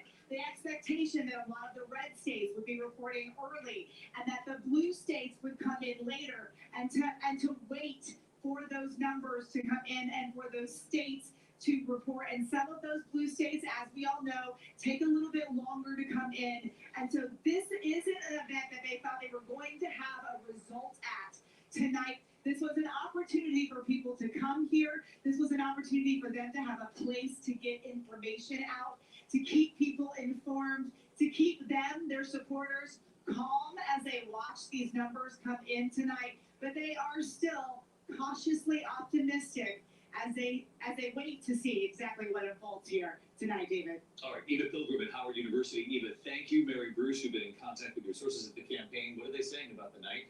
I gather they'll say this is the path that we knew we were working towards, and that means it's a late night. Bingo. They knew that this was going to be tight. They knew this was going to take a long time. The message coming from the Harris campaign right now is just everybody wait. They are not prepared to say at this point that it's, blue wall or bust. They still feel that they, have a chance in North Carolina and Georgia, that some of those places that are left to report out, maybe more of their supporters. But look, they always knew that this was going to be a very close race and was going to take a lot of time. And we certainly are seeing that play out right now. We can project another winner here in the state of Iowa. Former President Donald Trump picks up 6 electoral votes in the state of Iowa. This is particularly interesting. We thought Iowa would go to Donald Trump, but then a lot of news in the last few days before this election. The final Des Moines Register poll from J.N. Seltzer, obviously respected political scientist, but there are going to be a lot of questions about what she missed in the poll. I mean, she was tracking a narrow lead for Kamala Harris. It sent shockwaves throughout the political world. What it could mean for other states, not just Iowa. So to see Iowa coming in for Donald Trump and apparently by a very convincing margins, looks like a serious swing and a miss from a usually reliable pollster. I'll head over to the big word here with Rick. Let's dive into some of these Rust Belt states, the so-called blue wall. I'm curious, Wisconsin, we were looking at it a moment ago, and you were showing me a number of the counties. Let's look at the wild counties, which are conservatively and Republican leaning, and what she would have to do in those counties around Milwaukee. Waukesha, for example. Yeah, exactly. The Waukesha County is one of the classic suburban counties with a good history of being going Republican. You see how Kamala Harris did. We also see where she's doing vis-a-vis the 538 benchmark. So she's outperforming in Waukesha. That's right.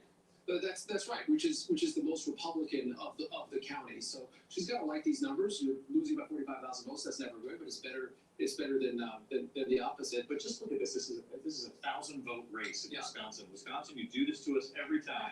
You're doing it to us again tonight.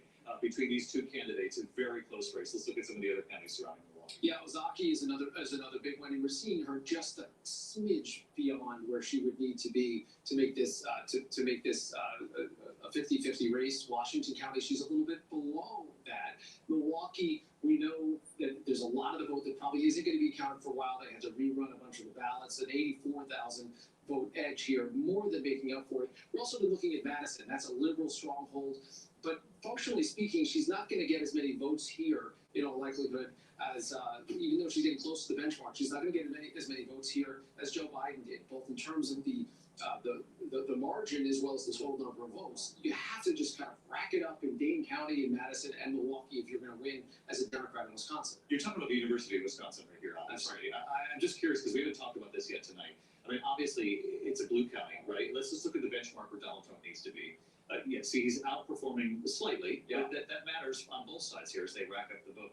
I'm curious, in university towns, I wonder when we look back, the young male vote from some of these university towns, that was a huge part of the Trump campaign. I don't know if that's going to bear out, but that might be part of the equation in some of these university centers, and why she might be just underperforming slightly from where she would need to be having a winning night here. Obviously, she's ahead by 1,800 votes, very close race in Wisconsin, but these are the tiny little margins we're going to be looking at. And we're seeing that in so many different places, David, too. We're just seeing places where Donald Trump is doing better than his 538 benchmark. Sometimes it's not as dramatic as this is. If you look at the final votes here, Harris isn't even close to where she was last time in Green Bay. A bunch of places where you're just not seeing the Harris numbers and you are seeing the Trump numbers. It's very striking. There's a similar storyline that's playing out throughout Pennsylvania tonight. Again, we're waiting on a lot of vote. We're waiting on all of these Democratic places. It's all there.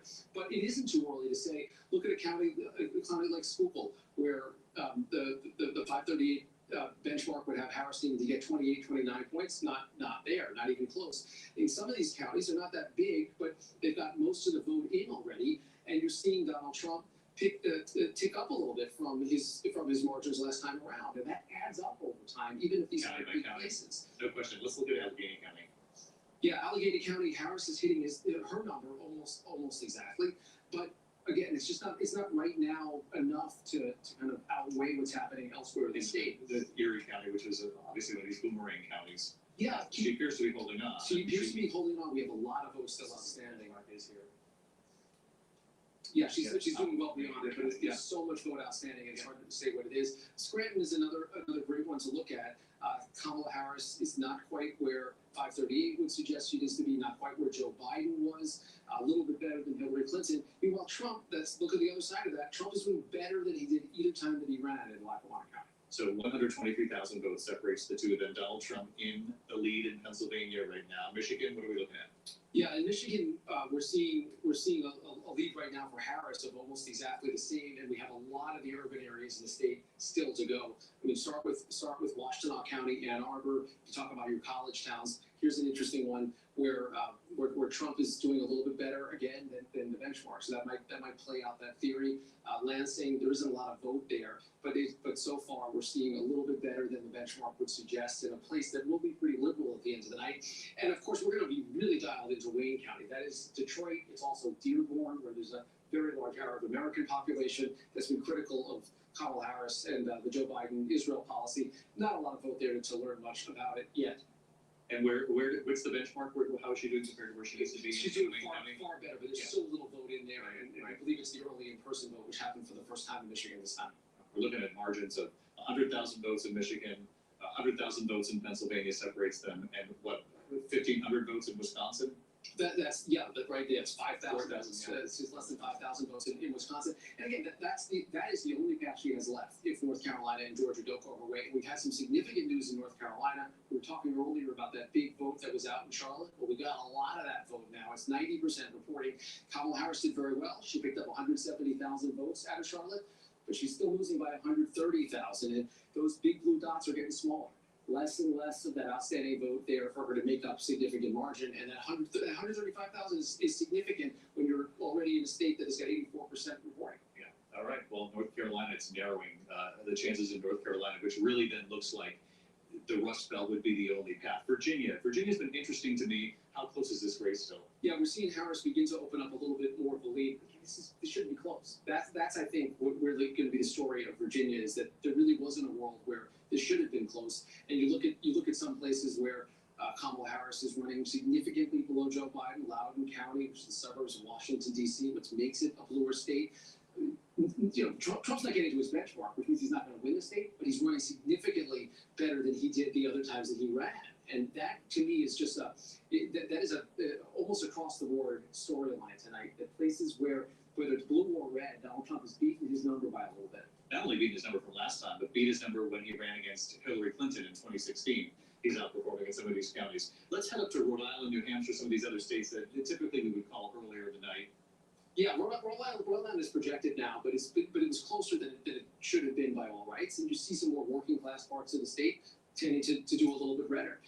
Even in the capital of Providence, Kamala Harris not quite Joe Biden's numbers. You start to see that kind of erosion, that slippage. It doesn't really matter where it is. Yeah, New Hampshire, we haven't had a projection yet. We're talking about a 20,000 vote margin in a state that gets a lot of political attention. A lot of the Democratic votes are here in the southern part. We have to wait to see if we get more, about half of it in so far. But the earlier point still holds that places where Democrats should get a projection pretty early, Connecticut and New Jersey. New Jersey, she'll win New Jersey, but the fact that we even mentioned it on air in an election night, in Connecticut on air, with 24,000 vote margin, tells you that there's something that she hasn't really been able to bring out her base in places that don't get a lot of attention in presidential. The Democratic base, and it's a question of what kind of coalition, if she's able to pull this off, did she put together in order to pull it off? And if not, the questions will be why wasn't she able to pull it off? Show us in each one of these three blue wall states the map that shows us the outstanding vote, the percentage of the vote. Sure. Start here in Pennsylvania, again, down 120,000 votes. That's Philadelphia and the eastern suburbs. A little bit in Pittsburgh. Places like Harrisburg, State College, Erie, they're 50-50 splits or close to it, so you're not going to net as much either way. That's the path that's still there, and it's very much an existing path. I think Pennsylvania is very realistic.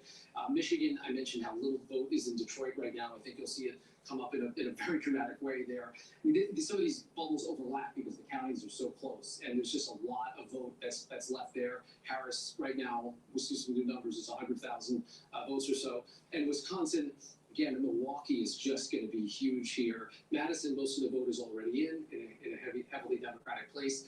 Right now, it's only about 3,000 votes as the numbers continue to roll on.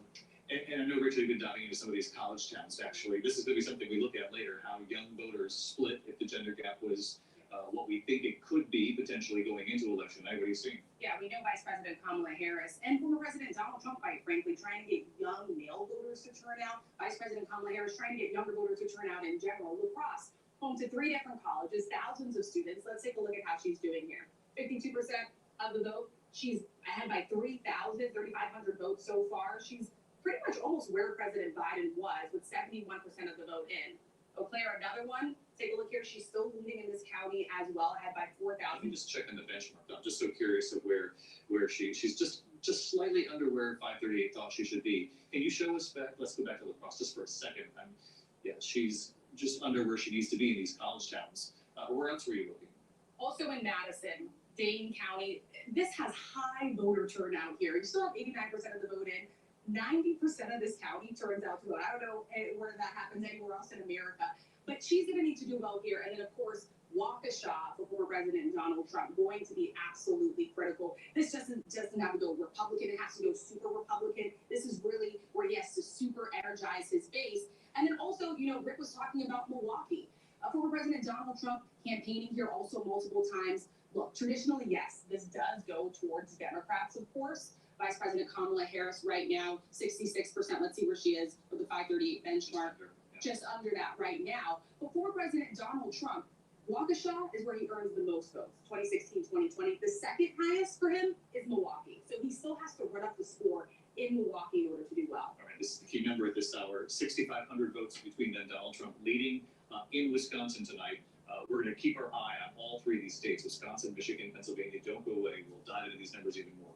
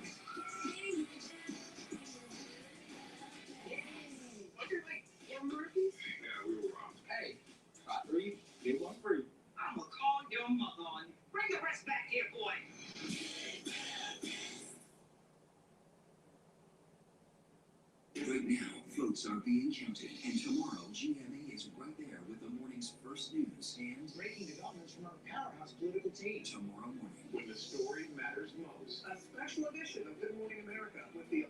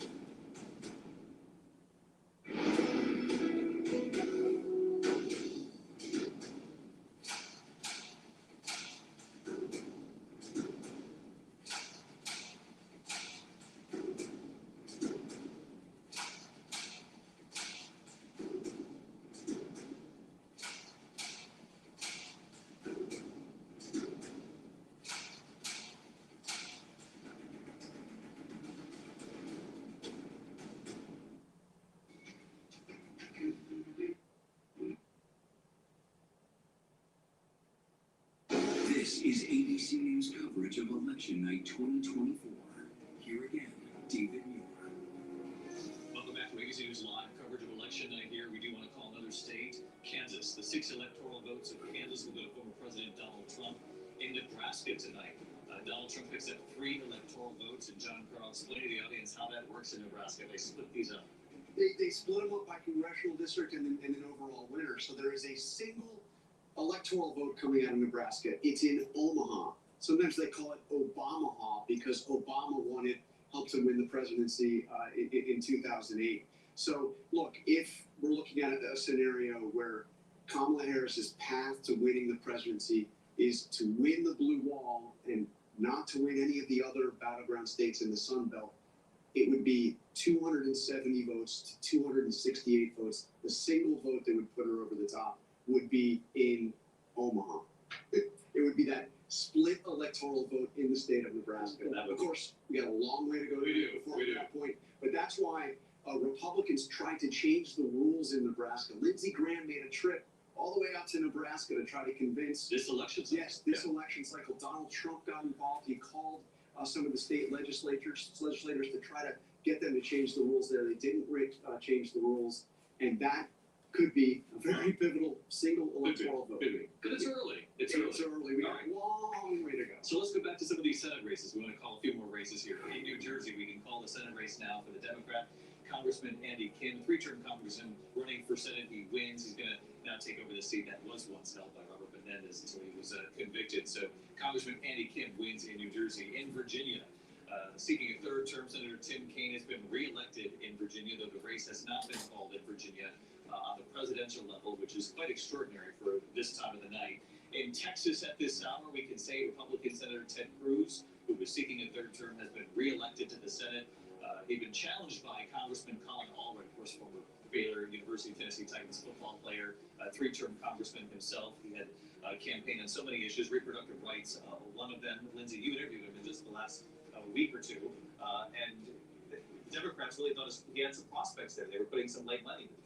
As you know, David, football is a little bit more of a popular pastime in Texas than politics is, and Colin Allred really staked a lot on that. Even his campaign ads really started on the football field, ended on the football field. He talked about how he'd taken down a lot tougher opponents than Ted Cruz before.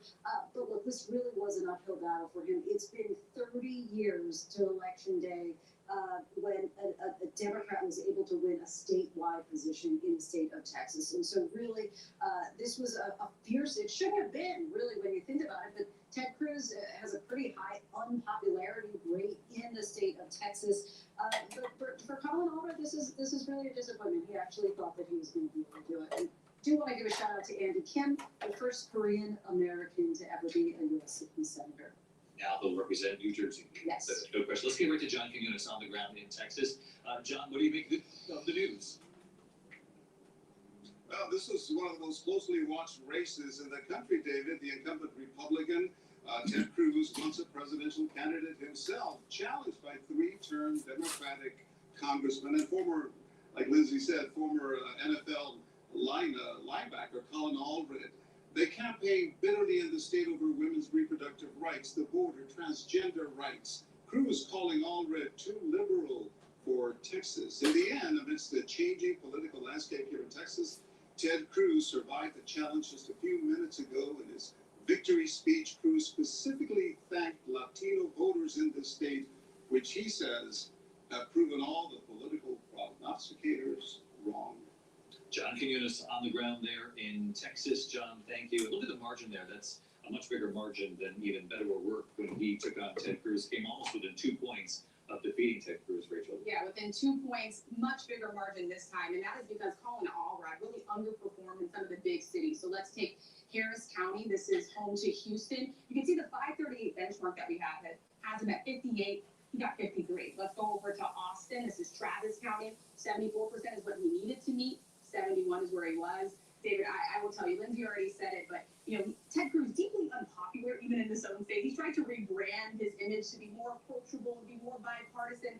I don't think there's anywhere else in this country where Cancun was talking about more than in this state. You remember those images of Ted Cruz at the airport after that deadly winter storm. Colin Allred ran ad after ad on that, but ultimately Ted Cruz remained victorious in this state.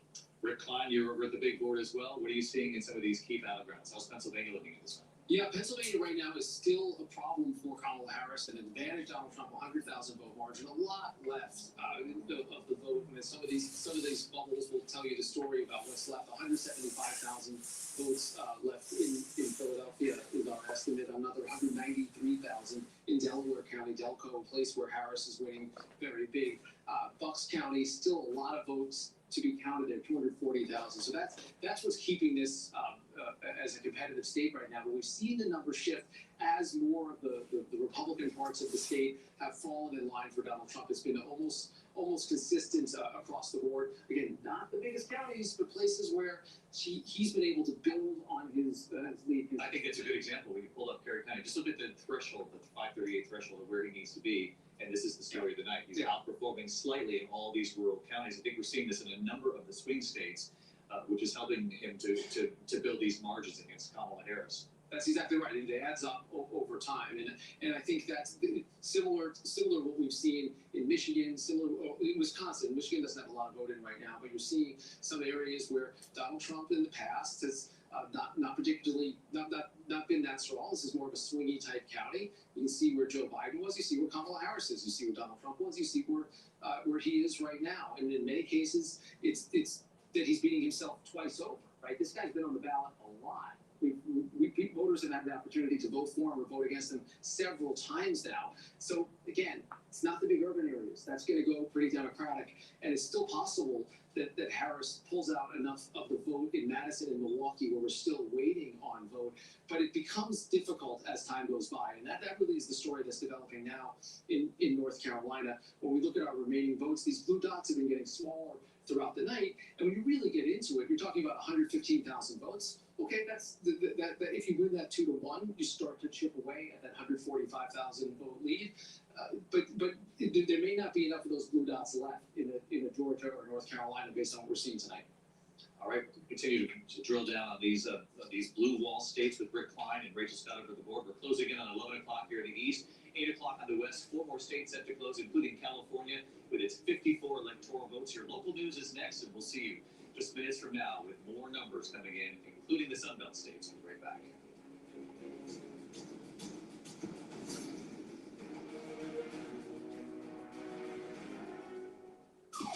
Yeah, partners. We're not partners. I'm the detective and you are the consultant. I see you brought your baby to a crime scene. She is just spectating. You're a single mom with 3 kids pretending to be a cop. I'm not pretending. I spot things that detectives miss. Still think my theory's flimsy? Backstage brain first is going to help us close a lot of cases. Now you're super confident. High Potential, only next Tuesday on ABC and stream on Hulu. Look at all these happy wedding guests. I'm getting married! Jeff, are you crying? I'm a sucker for love. All of this is a lie.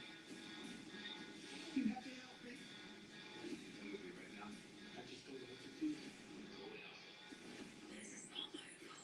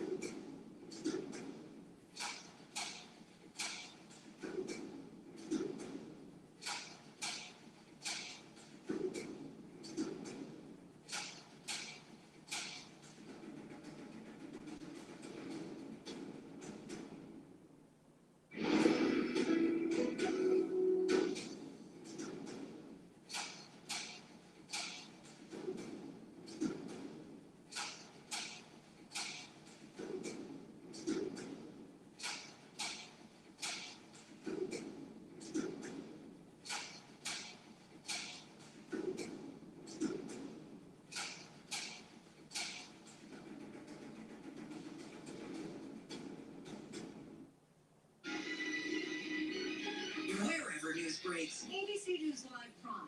We'll take you there. Tonight now, 11 p.m. in the east, 8 p.m. in the west. Polls are now closed in 48 states, including California, with the biggest prize of the night. It's 54 electoral votes at this hour. As you can see in Georgia, we're also following these key battlegrounds. Kamala Harris behind Donald Trump by about 2 points in Georgia, 89% of the vote in, 16 electoral votes on the line right there. North Carolina tonight, still, we can't call this race either. A close race, 85% of the vote in, as you can see, a margin of just about 150,000 votes between them. In Pennsylvania, perhaps the biggest battleground state prize of the night, 67% of the vote in, Donald Trump taking a slight lead over Kamala Harris. There's still significant outstanding vote in the Philadelphia area and other Democratic strongholds. The question is it enough to help catch her back up, and how tight will this race be in the end? We always knew Pennsylvania could be very tight, 19 electoral votes on the line. Michigan at this hour, take a look. These are the numbers. Kamala Harris with a slight lead in that state, just 29% of the vote in. At this hour, the vice president leads the former president in that state. And in Wisconsin, 4 of the last 6 presidential elections, Wisconsin decided by less than a point. 59% of the vote in, 10 electoral votes on the line. You can see a very close race, about 30,000 votes in between the two candidates. Let's look at Arizona at this hour. Look at that, 49.5, 49.6 in Arizona. Obviously can't call that race. Nevada tonight, the numbers have not come in yet. Another battleground, though, obviously, where the polls have closed. There are projections we can make at this hour, so let's get right to them. In the state of California, Vice President Kamala Harris, where she was once the Attorney General and the Senator of that state, she wins in that state, picks up its 54 electoral votes. In Idaho tonight, former President Donald Trump picks up 4 electoral votes from Idaho. Washington State, polls have closed, the raw vote coming in. The number's not there yet. The moment we have it, we'll put it back up on the screen. Too early to call. And in Oregon, the polls have just closed. Cannot call that state as well. Let's look at the map tonight. 270, again, the magic number in the Electoral College. Here's what we've got. Kamala Harris with 9 states plus Washington, D.C., 145 electoral votes. Donald Trump with 23 states, 214 electoral votes. And, of course, those key battleground states, Georgia, North Carolina, Pennsylvania, Michigan, Wisconsin, all of them. The votes are coming in in all those states. It's extraordinarily close. Our coverage of the 2024 presidential election, it could last for weeks. I'm not sure. I'm just making sure you're all still here with me. It continues right now. This is an ABC News special. Election night in America. Who will be the next president of the United States? From ABC News headquarters in New York, here at home, David Mueller. Good evening. As we come back on the air in the West, it's great to have you with us here at ABC News election headquarters here in New York. This is an extremely close race in all of the key battlegrounds. I want to get right to Mary Bruce, covering the vice president, covering the Harris campaign. And basically, you got your hands on a memo that went out to internal staff saying this is going to buckle up. This is going to be a long election. This email reads like a reality check from the Harris campaign manager to her staff. We obtained this by ABC News, and she says what we have all been talking about, that they knew this race was going to be razor thin. She says this is exactly what they prepared for, and that their clearest path to 270 remains to be through the blue wall that we've been talking about all night. She says we feel good about what we're seeing. That said, she is cautioning that this is going to take some time. She runs through those blue wall states, saying in Pennsylvania they overperformed turnout expectations in Philadelphia. She says they're seeing especially high turnout with large non-white and student populations. And then in Michigan and Wisconsin, she notes, they are still awaiting a significant amount of the vote to come in Michigan, pointing to Detroit, also saying other results in Michigan are harder to parse. In Wisconsin, she points to remaining vote in Dane and Milwaukee counties. And then what she says, David, is what we do know is this race is not going to come into focus until the early morning hours. David, she urges their team to, quote, get some sleep and get ready to close out strong tomorrow. John? But can I say that is absolutely the message that we're hearing tonight from the Kamala Harris campaign. But I am also talking to Democrats, not precisely on the Kamala Harris campaign, but with very much a vested interest in what's happening here, who are feeling that this is looking very bad. Who are very concerned about the trends they're seeing, both in those Sun Belt states, concerns about what they're seeing in Wisconsin, and seeing a path. Sure, this is not over. It's certainly not over, but seeing it as a very steep and narrow path for Kamala Harris. And do they recognize in a lot of these Republican counties, it's sort of like Donald Trump performing just over the threshold of where he needed to be, and the numbers adding up in each one of these battleground states. It's not necessarily sort of the urban centers where they thought Kamala Harris would do well. As Rick has shown us, she has done well in a lot of those areas. It's in the Republican counties where he's done better than he did 4 years ago, and in some cases is doing better than he did in 2016. Which is astounding because he did far better than anybody anticipated in both of those presidential cycles in those rural, deep red Republican areas. So yes, that's the primary factor here. Trump really appears to be turning out his voters and turning them out at a level perhaps even exceeding what they expected. But there are pockets where she's not doing as well. You look in Wisconsin, that area around Madison, Dane County, she's done very well. She has to do very well, but she's fallen short of where Joe Biden was. Milwaukee, again, a lot of votes still be counted in Milwaukee, but so far what's coming in, not as well as Joe Biden did. Same thing we're seeing in the area around Charlotte, in Mecklenburg County in North Carolina. So a lot of deep concerns among Democrats, very vested in this campaign. Although, to be sure, as you've heard from Mary, the campaign, the Harris campaign, still very much sees a path that says this is going to be long and we need to be patient. And I think when they say long, they don't mean a long night, they mean a long week. Yeah. All right. Well, that's sobering, John. Appreciate it. Take no offense. We appreciate the reporting and the analysis. And you're right, because you point to Madison, you point to Charlotte, and some of these other cities where she has performed, but not to the level that they hoped that she would in order to pull this off. Donna Brazil, you are a veteran of these campaigns, and when you hear what the campaign chair is saying within the Harris campaign, you've actually heard that before. Oh, I just opened up when I heard Mary say that. I said, oh, I got a memo finally. Look, I've worked on too many Democratic campaigns to throw in the towel. This is when it gets really good. If you're a good Democrat, you know you got to stay up past midnight to find some joy. There's some outstanding ballots, and of course, Philly. We talked about Milwaukee. I'm still waiting for Detroit to come in because for the first time, Wayne County allowed people to vote on the same day. It's going to be close. We're not going to win all 7 battleground states. The blue wall is clearly more important than ever. I don't want to feel like 2016. By 11:20 at night, we were calling into Milwaukee. They say, there's nothing left. Well, if you call into Milwaukee now, there's still a lot of votes left. Philadelphia, a lot of votes. So be patient. Democrats, don't go running for the refrigerator and finding a beer. Just be patient. We're not there yet. Donna Brazil asking the country to be patient tonight. We do have some news coming in here. The decision desk here at ABC News has not projected Georgia, but we can report that Georgia's Secretary of State, Brad Raffensperger, has now said at a press conference moments ago that Donald Trump has a, quote, insurmountable lead with the number of votes outstanding in the state of Georgia. He said, it looks like this is pretty much done. I think the results are pretty well baked in. Of course, you all at home remember our reporting on Raffensperger, the Republican who famously stood firm during that key phone call when Donald Trump asked, just find me the 11,000 votes when he lost to Joe Biden. So this is not someone who's necessarily obviously very friendly with Donald Trump. He stands by the process. He stands by the hard work in that state to make sure that this election was safe. And tonight, moments ago, again, we haven't projected this at ABC News, but the Secretary of State in Georgia saying this is insurmountable that Donald Trump has won that. And look, Brad Raffensperger is a Republican. He's an elected Republican, but he is a straight shooter. No doubt about it. So, again, we haven't called it, but I would take what he said very seriously. Let's get right to the ground in Georgia. Steve Ozensami in Atlanta. Steve, what do you make of this? And you've talked with the Secretary of State.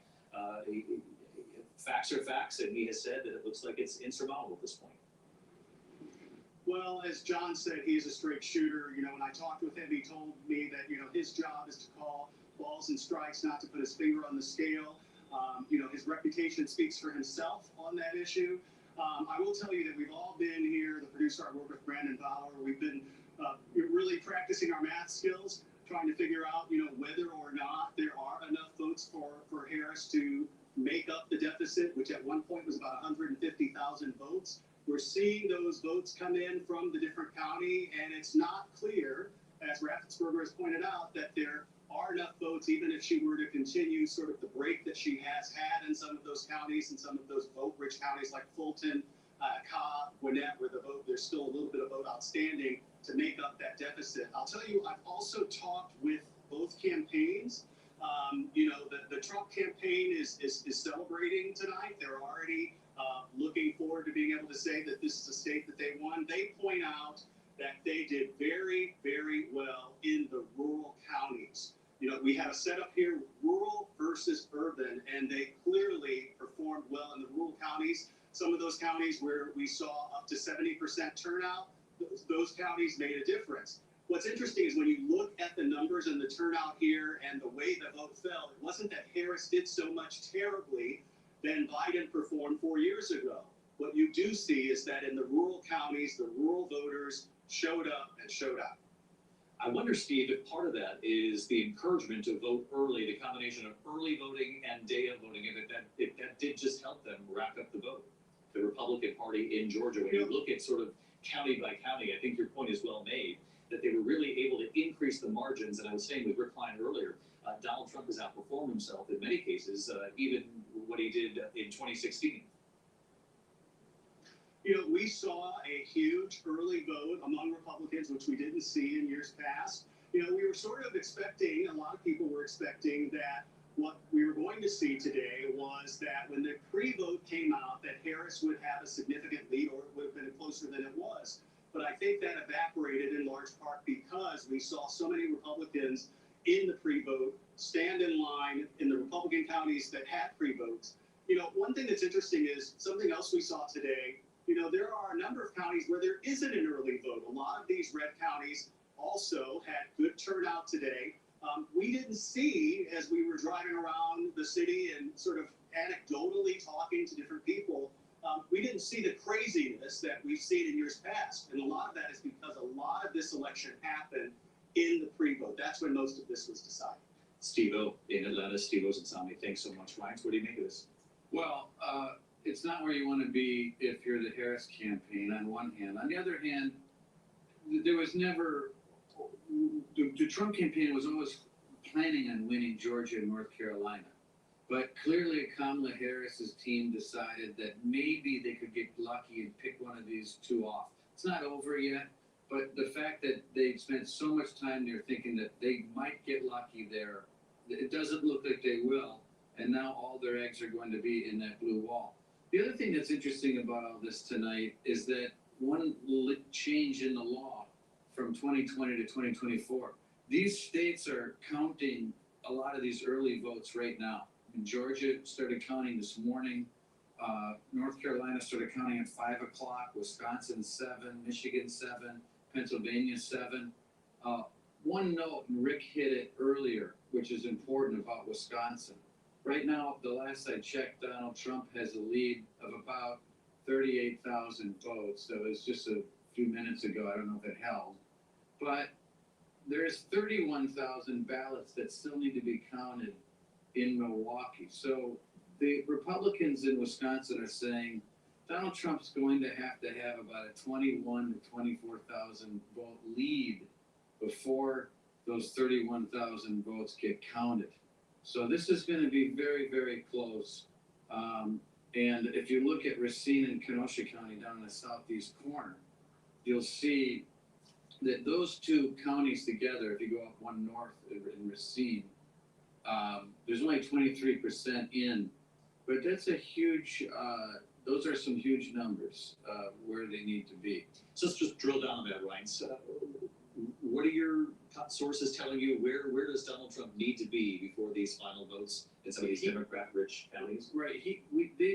People believe it. I was just talking to Governor Walker on text about this, and he agrees that Donald Trump needs to have about a 21,000 vote lead before those 31,000 absentee ballots get counted or entered into the system in Milwaukee that are still sitting out there. So it's, he's got a 41,000, Trump's got a 41,000 vote lead right now.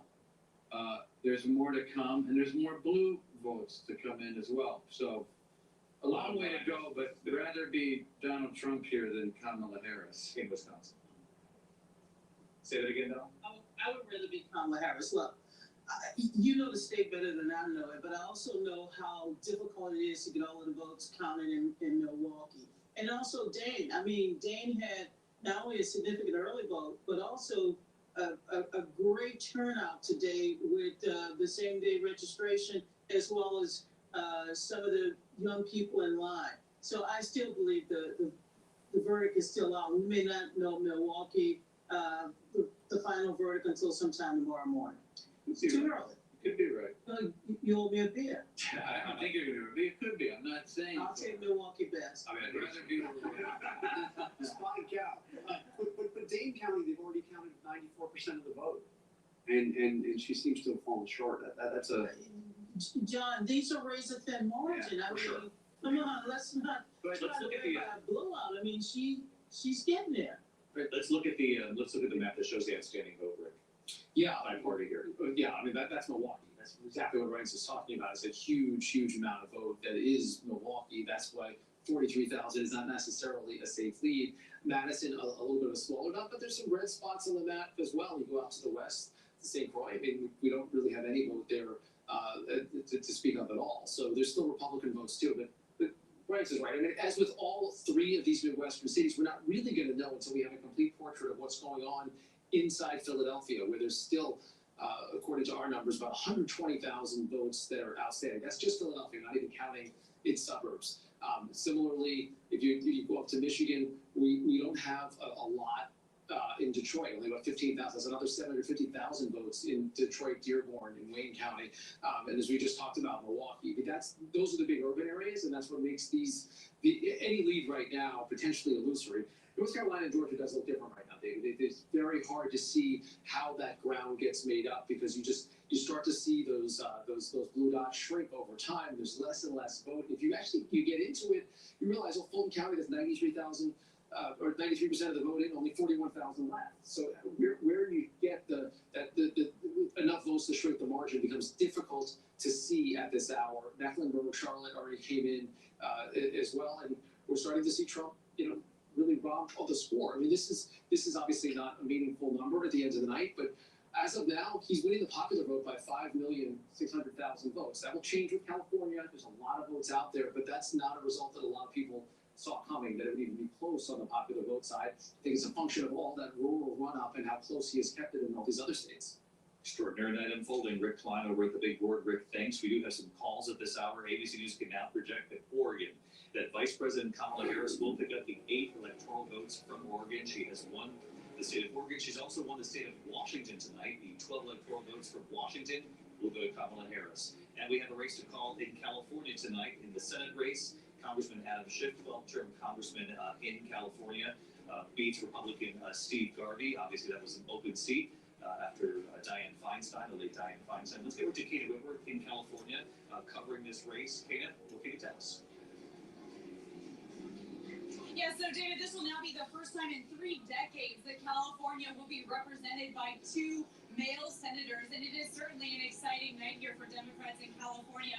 We are at the Democratic Party where they do actually expect Adam Schiff to address the crowd here momentarily. This has been a race that Democrats have been very, very confident in this win. He is certainly a name known well across this country in terms of politics. He has been one of the leaders against Donald Trump in several issues, and he feels like anytime Donald Trump invokes his name negatively, that actually bodes well for him and his campaign. He's also been spending a tremendous amount of his own political capital helping other races in other battleground states, as well as down-ballot races here in California, in particular, some of those hotly contested and very expensive House races in particular. And you guys, I just spoke with Rusty Hicks, who is the California Democratic Party chair, and he said, California is generous with time, talent, and treasure, and he says they have doubled down on that this year because of who is at the top of the ticket, the daughter of California and Kamala Harris. He says they're sending busloads of people. They're making phone calls